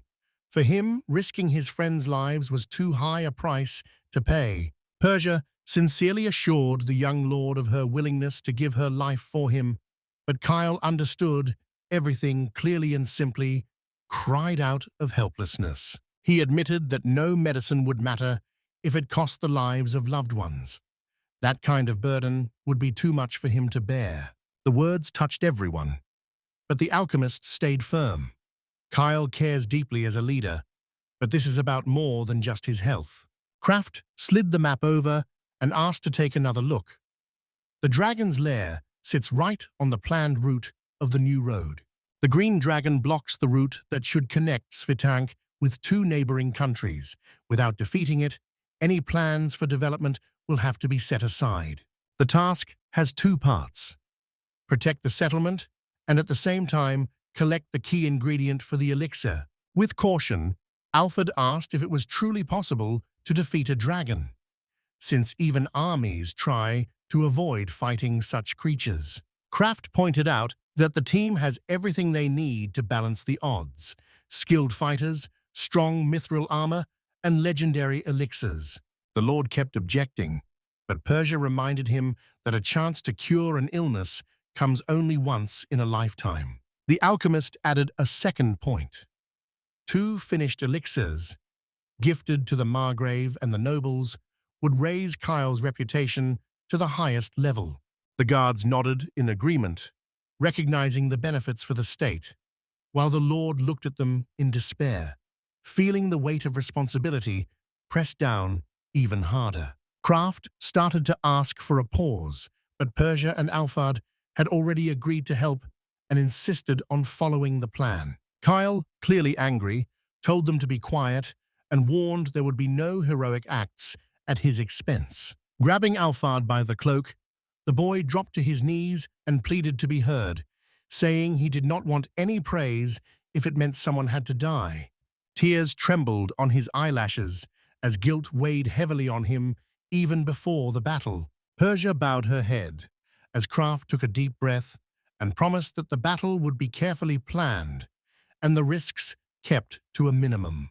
The journey and your healing share the same goal, not just a personal wish, the alchemist calmly explained, reaching out a supportive hand. Kyle trembled, but a spark of hope lit up in his eyes. If his friends truly consider everything, he will try to trust them. The decision is not made yet, but the first step is taken. The young lord asked for time to think, while the heroes prepared for the most serious mission of dawn. Kyle lowered his head, and tears fell to the floor as he begged everyone not to put themselves in danger. Persia fought back tears, Alfred let out a sigh, and Kraft, realizing the impact of his words, dropped to his knees before the young lord and quietly apologized. The alchemist gently stroked Kyle's hair and promised to show a plan that would calm his fears. In the yard, he called out to Jitterro and asked if everything was ready. The hunter smiled with confidence and said everything was set for action. There was enough space, so Kraft nodded to begin. Leifa grew tense again, asking to pause the experiment, but the hero reassured her. They had tested this device many times before. He explained that the demonstration was only needed to reassure the Lord. Kavalka sighed heavily and stayed to watch. "Watch closely," whispered to Kylo. "What you see will surprise you." Jitterro pulled back the string of his new mithril bow and fitted an arrow tipped with a micro-charge. The boy took aim and released the bowstring. An arrow hit an old tree and broke the silence with a thunderous explosion, sending splinters and earth flying into the air. Kyle watched with wide eyes, while the other villagers also stood still, amazed. Kraft reminded the Lord about the magical explosion mentioned in the report and explained that now it is used with arrows. If placing the charge is impossible, it will simply be delivered by a shot. Lift's strong mithril bow shoots projectiles far and accurately, keeping the dragon at a safe distance. Kyle admitted the weapon was impressive, but he still felt uneasy. Persia spoke with confidence, saying there was a real chance to win. Bowing before the Lord, she asked for permission to join the group. Alfred also agreed, backing up his colleague. A frown appeared on Kyle's face, as even the most loyal guards were willing to take risks. They bowed even lower, assuring that their choice was made knowingly. Kyle sighed and looked down. Kraft spoke gently, saying that everyone in the village cares about you and wants to help. Each person has been searching for a cure, but nobody wanted to give you false hope. Now it is time to try working together. Kraft smiled and assured the Lord that everyone in Dawn is ready to help him get better. The alchemist calmly asked for permission to save you. Kyle wiped away his tears and quietly admitted his weakness. Persia could not hold back her tears, while the others showed their support for the Lord with friendly smiles. The young man admitted that what worried him most was that his choices could determine his friend's future. As the leader of the village, there is a responsibility to stay strong in spirit. Permission for the mission was given, but with a condition. He made the squad promise to come back safe and unharmed. Clenching his fists, Kyle fought back another wave of tears. Kraft placed a hand on his heart and solemnly promised to fulfill the request. Preparation finished only after this step, and the date for the performance was set. In the morning before leaving, Redic called the alchemist to the gate to show him something. In front of the gates, a large group of volunteer adventurers gathered, all eager to join the dragon hunt. Taking part promised fame, and, most importantly, a chance to help Kyle and Svitanok. Kraft felt a warm sense of pride and gratitude as he looked at the determined faces. Lifa smiled as she said goodbye, assuring them that they would handle the village's security. The alchemist nodded, showing complete trust. As the group set off, shy Mina caught up with Kraft and grabbed his cloak. For the first time, she spoke and said, "Come back safe." Kraft gently stroked her head and promised that everyone would come back together. With their fists raised, the adventurers shouted their battle cry together, and Redic gave the order to move out. This is how the heroes group began their journey to the Green Dragon's lair. Reaching the outskirts of the mountains, the group paused to survey the area and decide on the best route for their attack. One of the adventurers picked up the telescope and spotted a giant green figure sitting in the valley with its back to them. The scout's eyes widened as everyone seeing the creature for the first time froze in shock. In front of them, resting and barely moving, lay a real green dragon. Even from this distance, its greatness was clear. Redic, who had seen the creature before, felt a chill of fear again. Kraft was asked if all the equipment was ready. The alchemist confirmed that everything was ready and it was time to begin. Redic announced the first phase of the plan and made it clear that if anything went wrong, everyone should retreat immediately without trying to be a hero. At his signal, the adventurers rushed forward like an avalanche. The dragon heard a rumble and turned its head toward the noise. Spotting the group armed and ready, the monster turned fully to face its opponents. Redic shouted, "Attack!" and Persia immediately moved forward with him. Mechnik received support from Redic's rising slash, while Persia struck with her swift sky spear. Salt and Jitterro released their arrows, coated with sharpness oil, and they whistled through the air. The dragon realized it was surrounded. Its scales began to shine, ready for the coming attacks. Redic swung his sword hard, leaving a bloody scratch on the animal's paw. The monster let out a roar and lowered its head as a thick, dark stream poured from its wound. The swordsman encouraged the group to keep pushing forward, and the fighters increased their efforts. The dragon lifted its head, and the alchemist realized that a column of fire was about to erupt. Flames gathered in the glowing jaws, radiating scorching heat. Now was the time to act. Kraft slammed his palms on the ground and raised a massive earth shield in front of the squad, ready to block the deadly breath of the dragon. A massive wall, built between the dragons and the adventurers, held back the wave of fire, and the people were saved by this protective barrier. At that moment, Doc urged everyone to stick to the plan. Kraft was holding back the fire with a magic shield, giving the flames a chance to bounce off the walls and turn back toward the dragon. The fire was meant to bounce off the barrier and surround the monster from every side. Cracks started to appear in the hero's wall, and Kraft realized it would not hold for much longer. Redic received the warning and immediately knew action needed to be decisive and fast. Redic shouted to the team and ordered them to prepare the explosives. Several inventors fired special arrows at the dragon while it was still hiding behind the barrier. A series of precise strikes caused a powerful explosion that shook everything nearby. The shooting stopped as an injured dragon came through the broken wall. Perjek said things were going well, and the beast seemed to be getting weaker. Success brought motivation to keep pushing forward without any pause. Redic gave the order, and the archers immediately started shooting at the dragon again without holding back. Cornered and desperate, the dragon let out a roar so powerful that the ground shook. Its body shone with a brilliant light, forcing everyone nearby to cover their eyes. A strange magical seal formed in the air above the beast, while the dragon's horn started to glow. The adventurers got ready to strike back. A bright flash made everyone hide behind their shields and shut their eyes against the light. But when they opened their eyes, they saw that the dragon was standing still. Raising his head, he saw that nothing had changed. Kraft looked around in confusion, trying to figure out why the beast had activated the magic circle. Everyone became confused, as it seemed to be nothing more than an empty threat.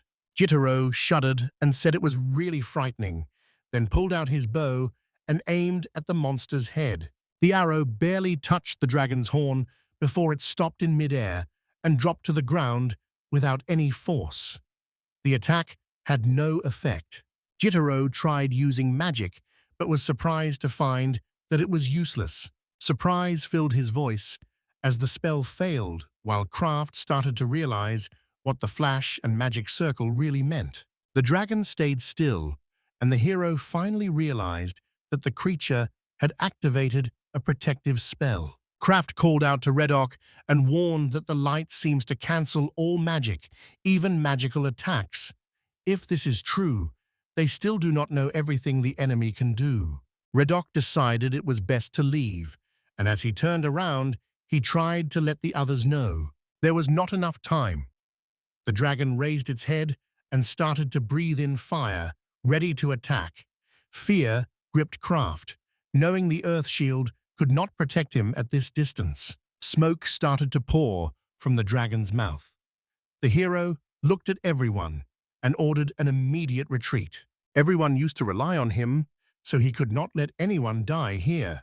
As they were retreating, Kraft called out to Redic. He asked them to use their skills because only quick action could save the situation. The guys found it hard to believe that Kraft was asking for this, but they had no choice. Pi hit with his shoulder, and Redic turned on his acceleration.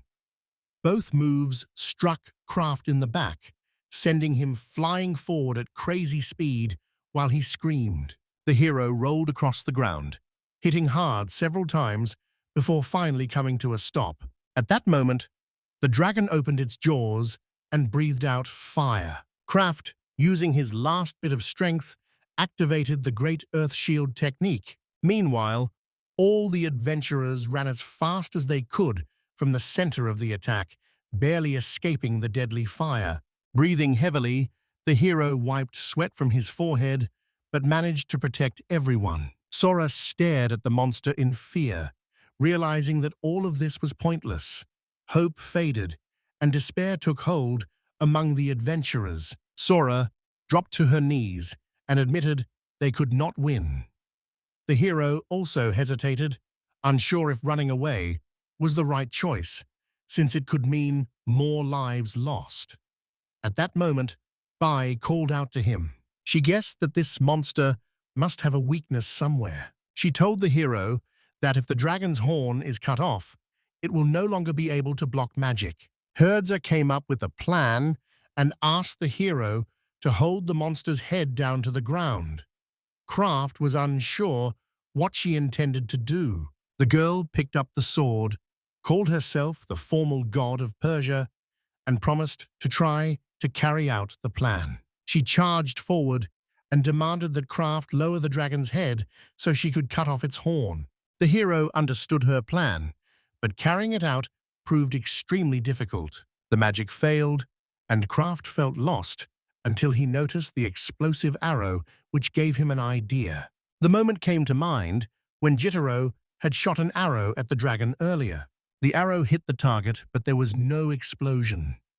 Because the explosion was a magical attack, it was blocked. This meant physical attacks were still effective.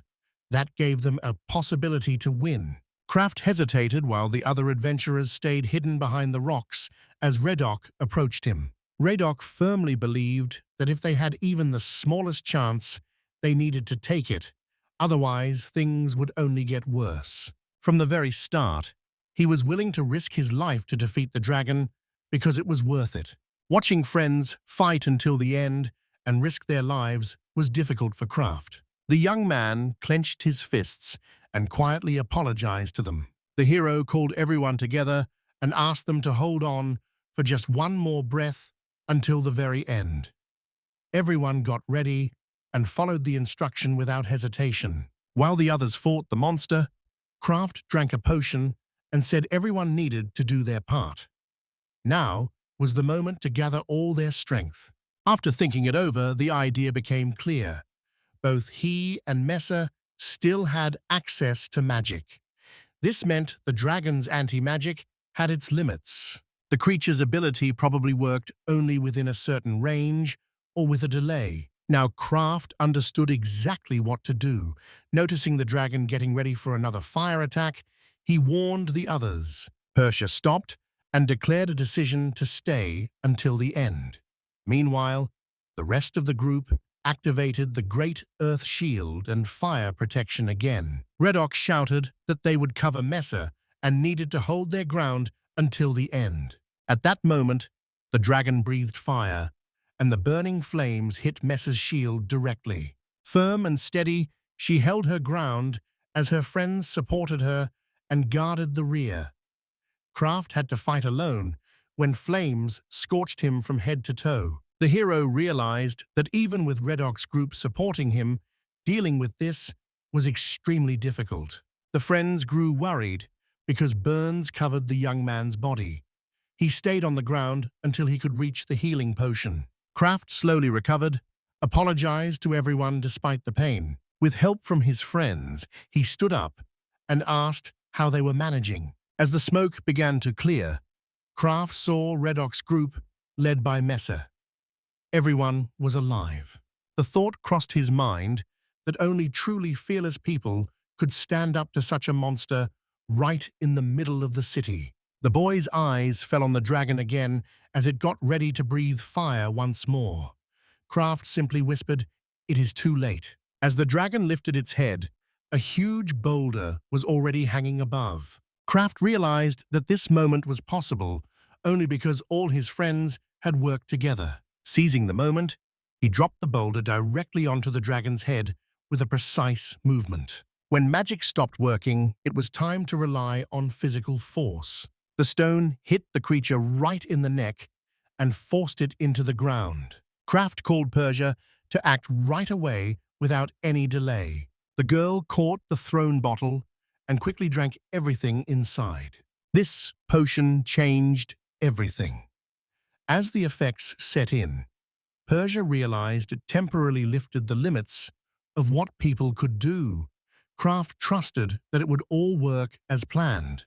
Persia rushed at the dragon and with one strong strike cut off its horns. The monster roared in pain and the girl started to fall forward. The hero started to worry about Persia, but the girl stayed strong and held on until the end, her teeth clenched. She asked him not to worry about her and to finish this battle as quickly as possible. Kraft called out to everyone that the dragon's shield was gone, and now was the moment to strike the final blow. Now they had to fight with all their strength. Kraft felt sure this was the end.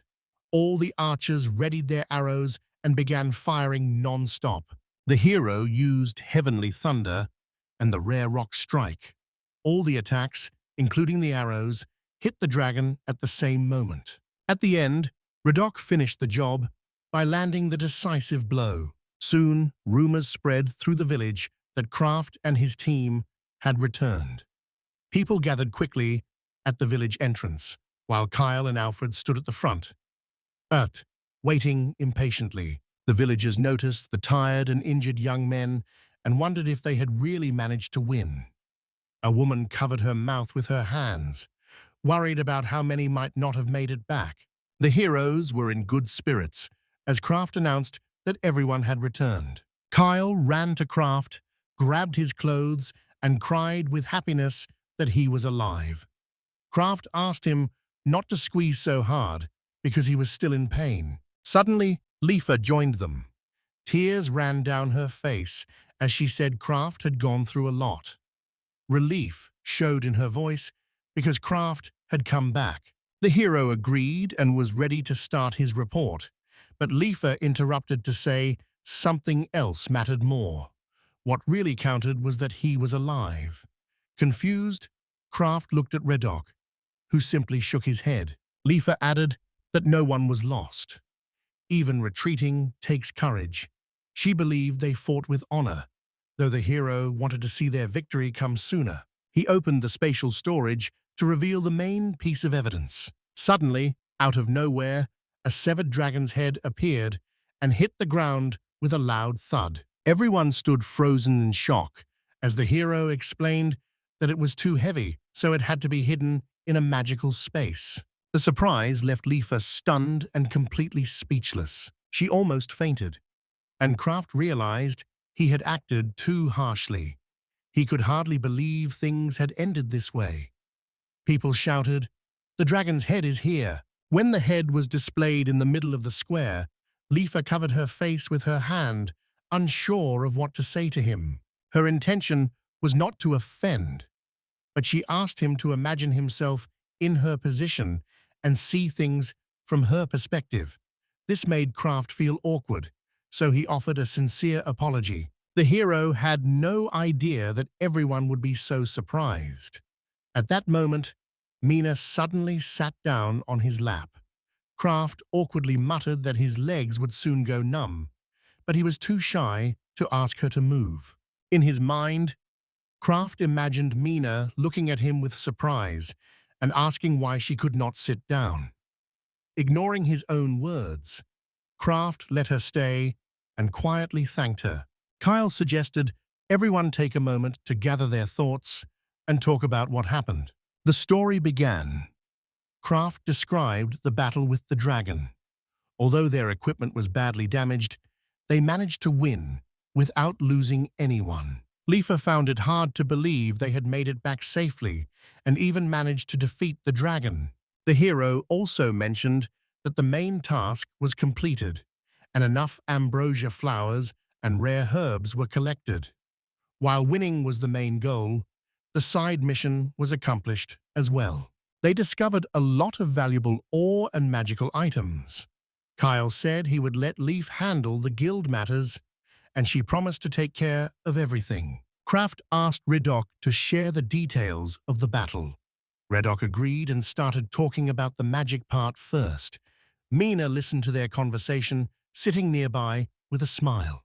Once it got dark, the villagers took Kraft and Redic to the center of the settlement. A sign hung there, celebrating the victory over the dragon. At first, the hero did not understand what the words meant.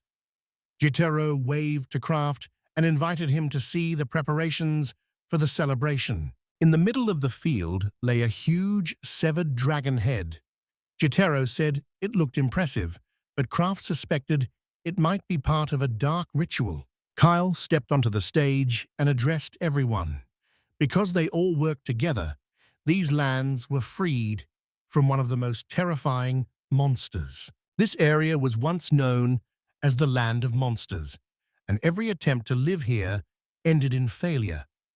Now, with the victory achieved, it is finally safe to expand the settlement. Kyle thanked everyone, from settlers and traders to heroes and adventurers, for making this great achievement possible. Without hesitation, he invited everyone to celebrate the victory over the dragon. The villagers raised their mugs in a toast. Kyle raised his mug, almost spilling it, and invited everyone to drink to victory. The evening turned into a real celebration as Lifa and Kyle enjoyed their food, while Redic caught the attention of several girls. Sora watched from the side, filled with jealousy. Alfred and Kraft kept drinking, and people kept offering drinks to Persia, even though she was already saying no. When Kraft stepped away, someone called out to him. Redic appeared, smiling as he guessed the hero had already had quite a bit to drink. Kraft quietly denied it, a little sad. Still, Redic did not understand what was really bothering him. He just stated that without a doubt, their victory happened because of... Kraft looked away to the left and said he only did what he could. Redic smiled and pointed out that Kraft did not realize how much he had prepared. People, equipment, the action plan.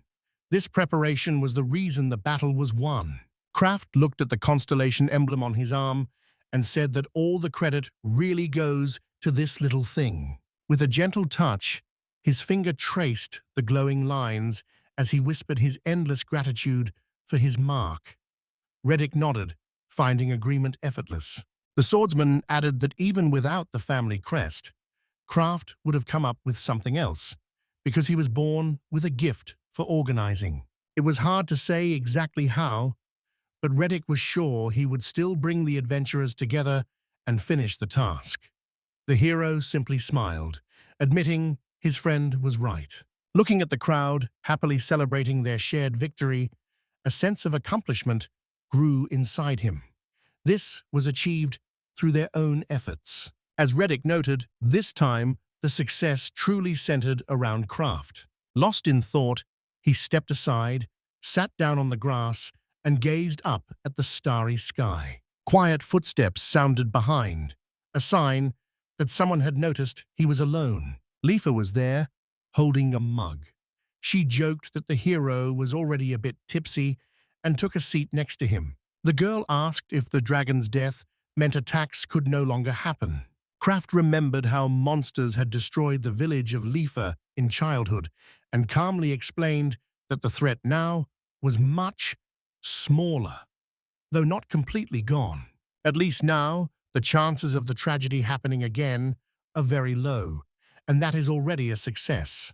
Hearing this, Lifa smiled and looked up at the stars. Leaning gently against Kraft's shoulder, warm tears of memory slipped from the corners of her eyes. The hero stayed quietly by her side until the blacksmith's daughter dozed off, breathing calmly with her head resting on his arm. After several days of hard work, Kraft finally finished his greatest creation, the elixir of life.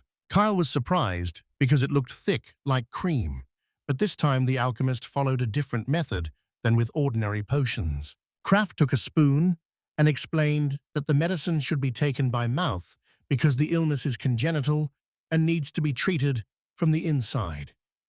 Persia and Alphard were surprised and felt uneasy about what might happen. Despite their doubts, Kyle confidently picked up the spoon and swallowed a thick dose of the elixir, prepared for whatever might happen next. Everyone immediately started asking Kyle how he was feeling. Persia and Alphard were worried his condition might get worse, but Kraft reassured them, saying they were overreacting. Kyle said he only tasted the sweet cream. Then suddenly, his eyes widened in surprise. The guards turned pale, thinking something bad had happened. Tears streamed down the boy's face. Persia nervously asked what was wrong, and Kyle quietly replied, "It's the opposite." His hand pressed over his heart as he realized the pain and exhaustion that had haunted him all his life were gone.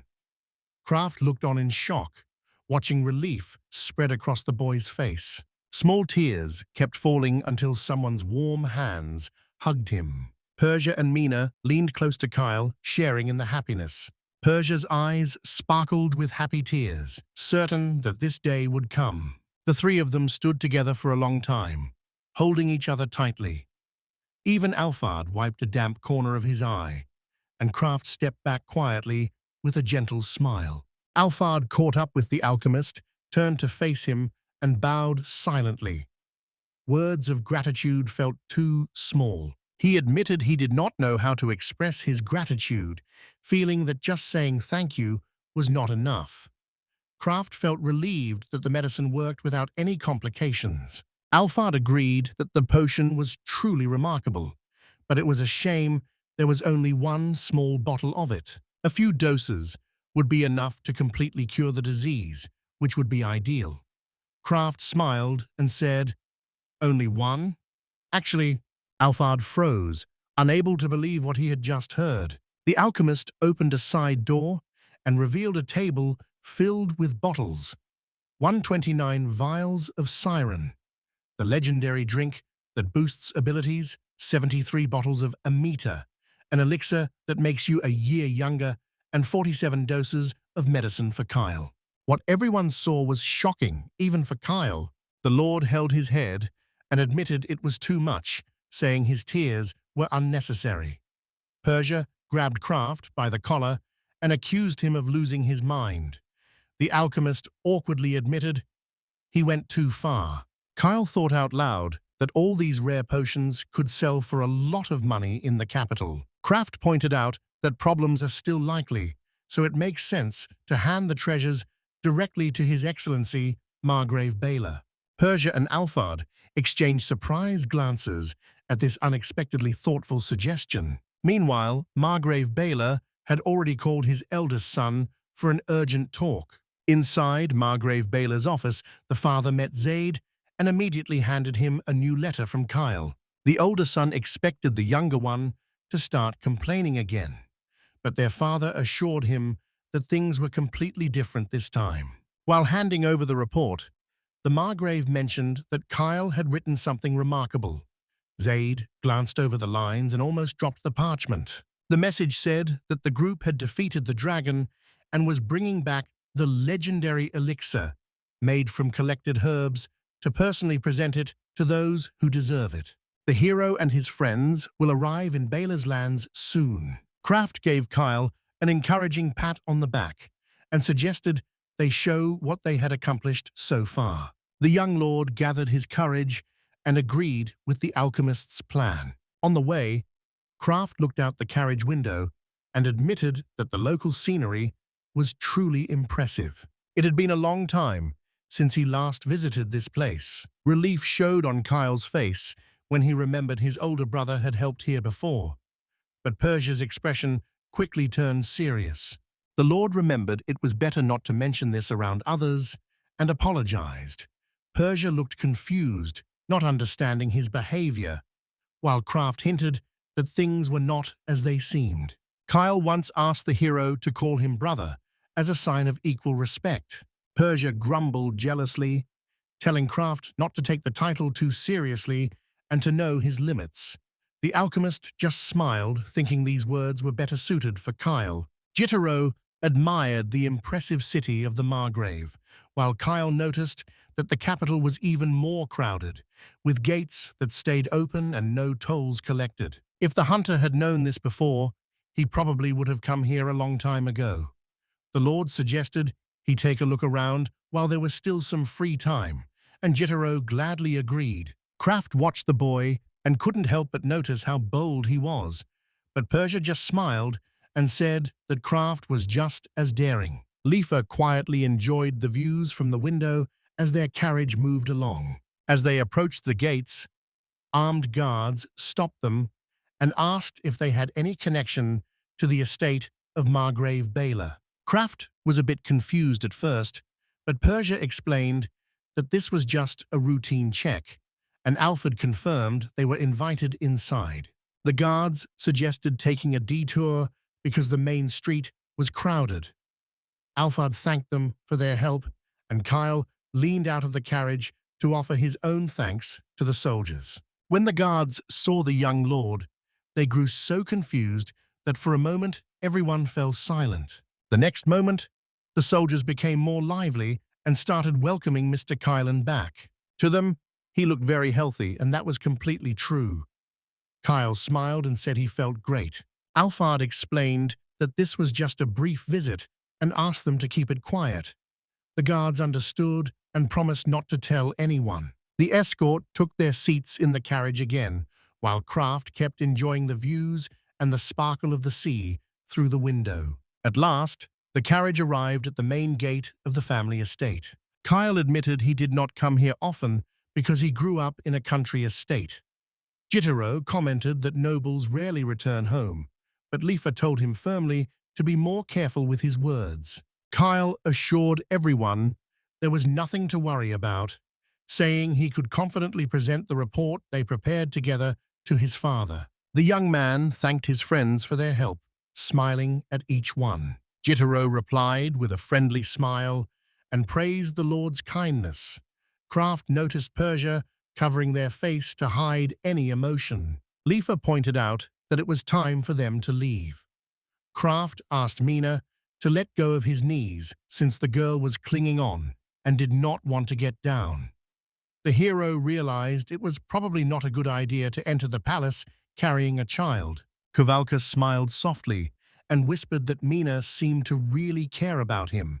Kraft just shrugged in surprise. After everyone got out of the carriage, the guards ordered the gate to be raised. Kraft and Mina walked along calmly while Jitterro enjoyed the open space and ran around the yard.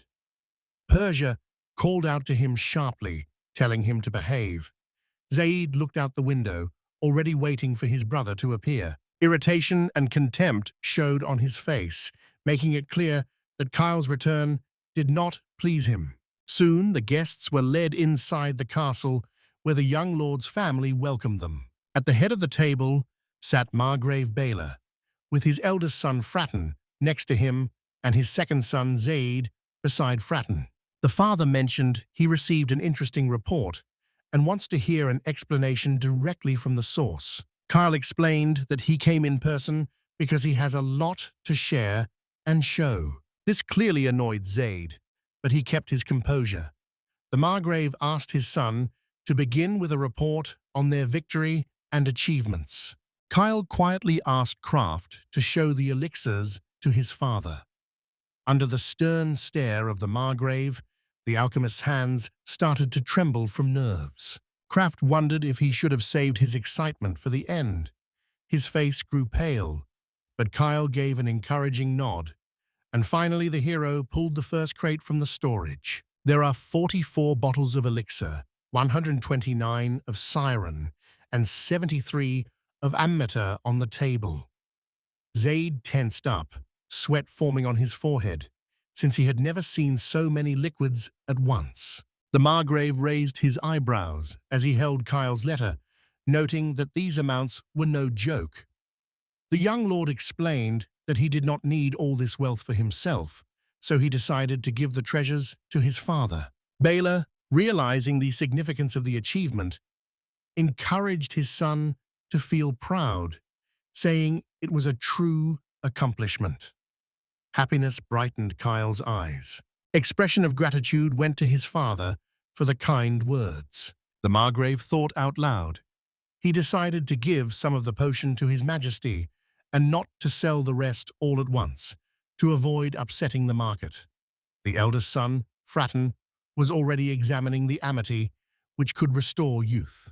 Turning the conversation to the dragon, the father said that elixirs are only indirect evidence, and asked if there is anything more convincing.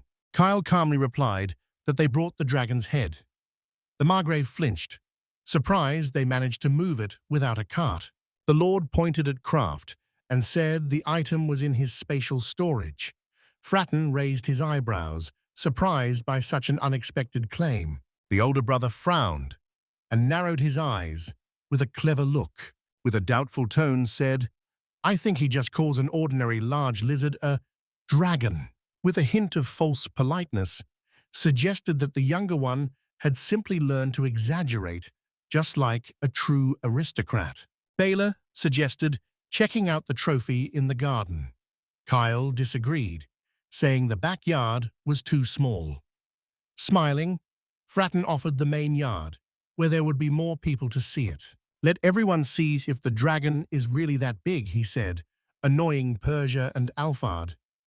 Jitterro whispered that if it weren't for family ties, those two would have been punched a long time ago. Kraft added that even the formal garden would feel cramped, as the trophy would knock over all the flower beds. This made Zaid burst out laughing and say they might as well let things get broken if that's how it is. After a long discussion, the father finally agreed to let the show take place in the large front yard. Kyle expressed his gratitude for this decision. As everyone stepped onto the wide lawns, Kraft noticed Zaid in a palace window, waiting impatiently for the spectacle to begin. The alchemist used magic to amplify his voice and called out to the people passing by, asking for a moment of their attention. The crowd quickly turned toward the clear sound, and Lifa noticed how distinct every word was. Making sure everyone was watching, Kraft opened the storage portal. A huge dragon's head, large enough to cover half the clearing, crashed to the ground. Fratton's laughter stopped, and the crowd burst into excited cheers. A major announcement revealed that the third son of the Margrave, Sir Kyle Baylor, recently achieved something truly remarkable.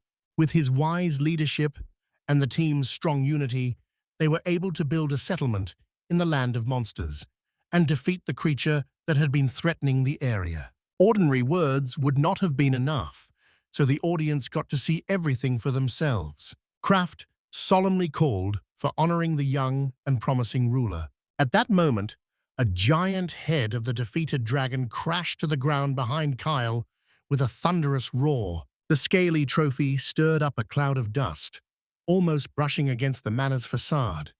The Margrave and everyone present widened their eyes at the incredible sight. The crowd came to their senses and cheered loudly, raising their hands in excitement.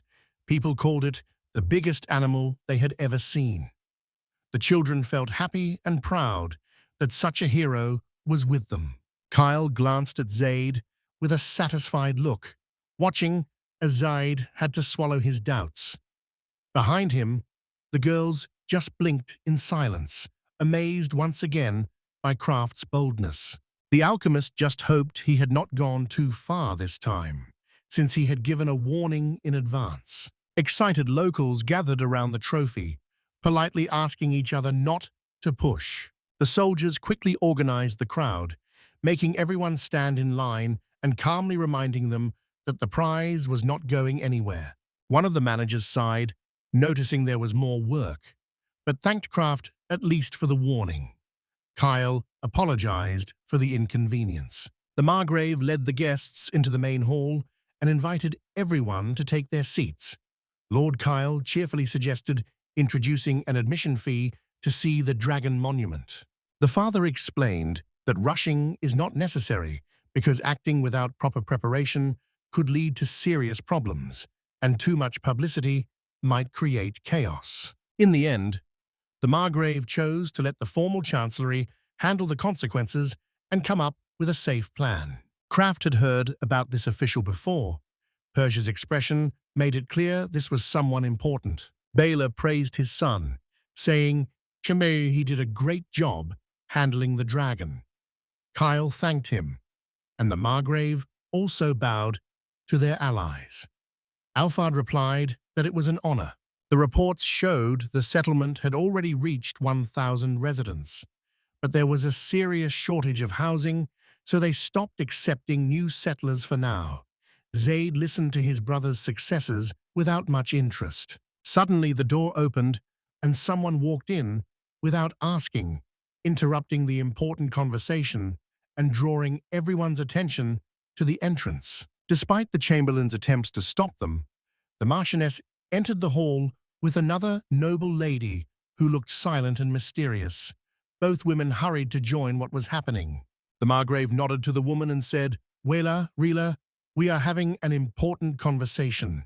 His wife Grinne replied that she completely understood. Even though it seemed she should not speak here, the lady still wanted to say something. Kyle quietly explained to Kraft, "Standing in front is Vela, the father's former second wife, and now the First Lady.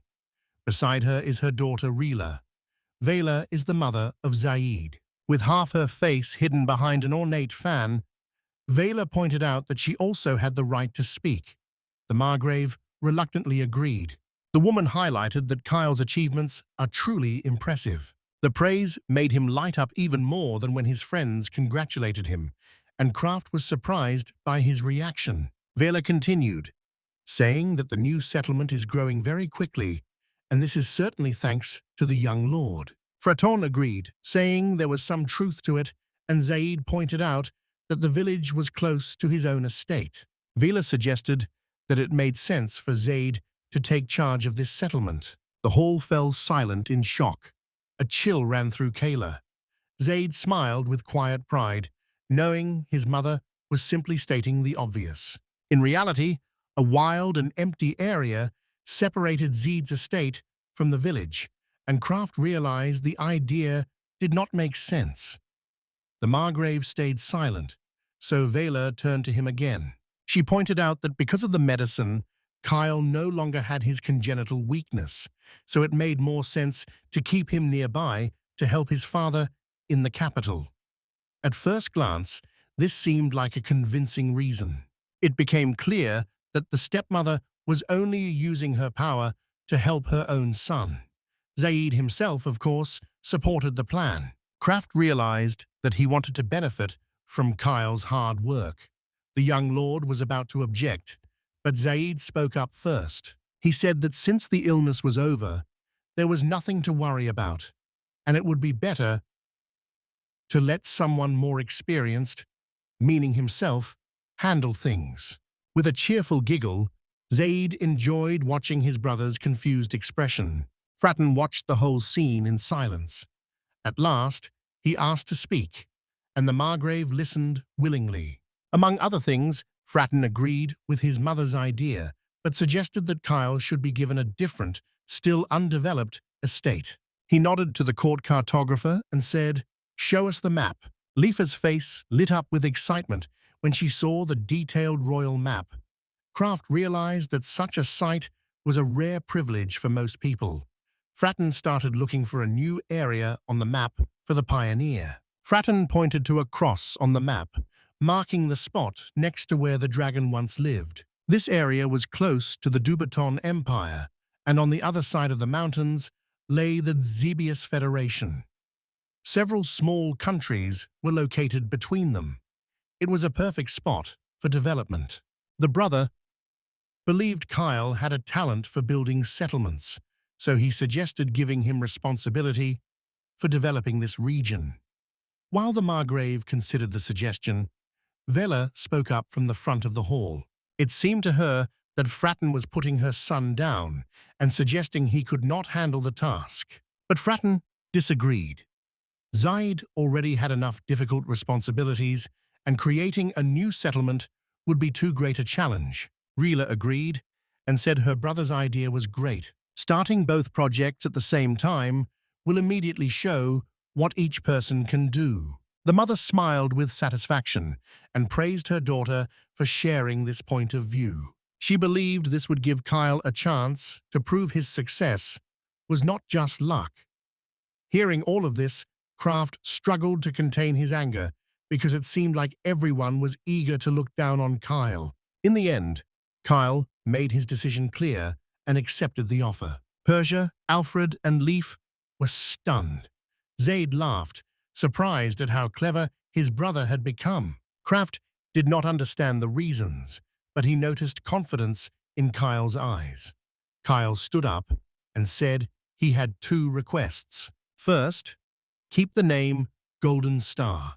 Second, consider Kraft and the villagers they shared many experiences with. Kyle wanted anyone interested to be able to join him. By law, peasants were not allowed to leave their regions on their own.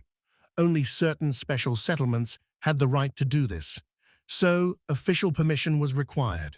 But Vela immediately refused, saying they cannot take any resources or property. The decision left Kayla stunned. Jumping up, he called out to stepmothers wondered how to travel to a new place with nothing to take with them. But she remained firm and refused to give permission. At that point, Kyle asked if guilds and individuals could at least be allowed to take their own belongings. The Margrave asked his son if he was truly comfortable with this, and Kyle replied that in this case, Zaid laughed and said that everything was settled. With a mocking smile, he added that Kyle was finally behaving like a true aristocrat.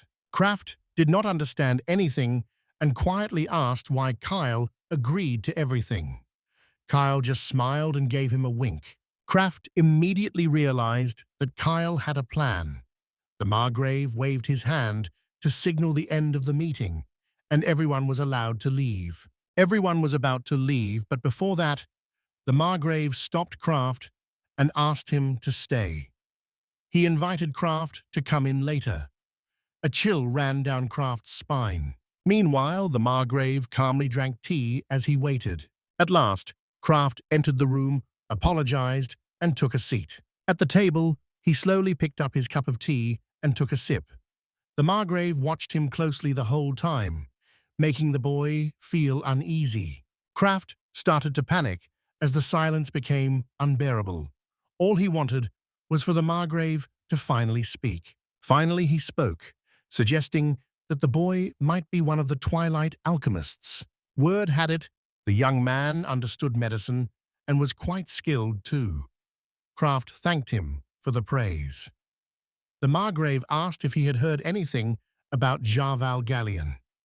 The boy was surprised that she was the topic. Craft remembered that Jarval was a talented alchemist who made important advances in fertilizers. She was also a respected healer and writer.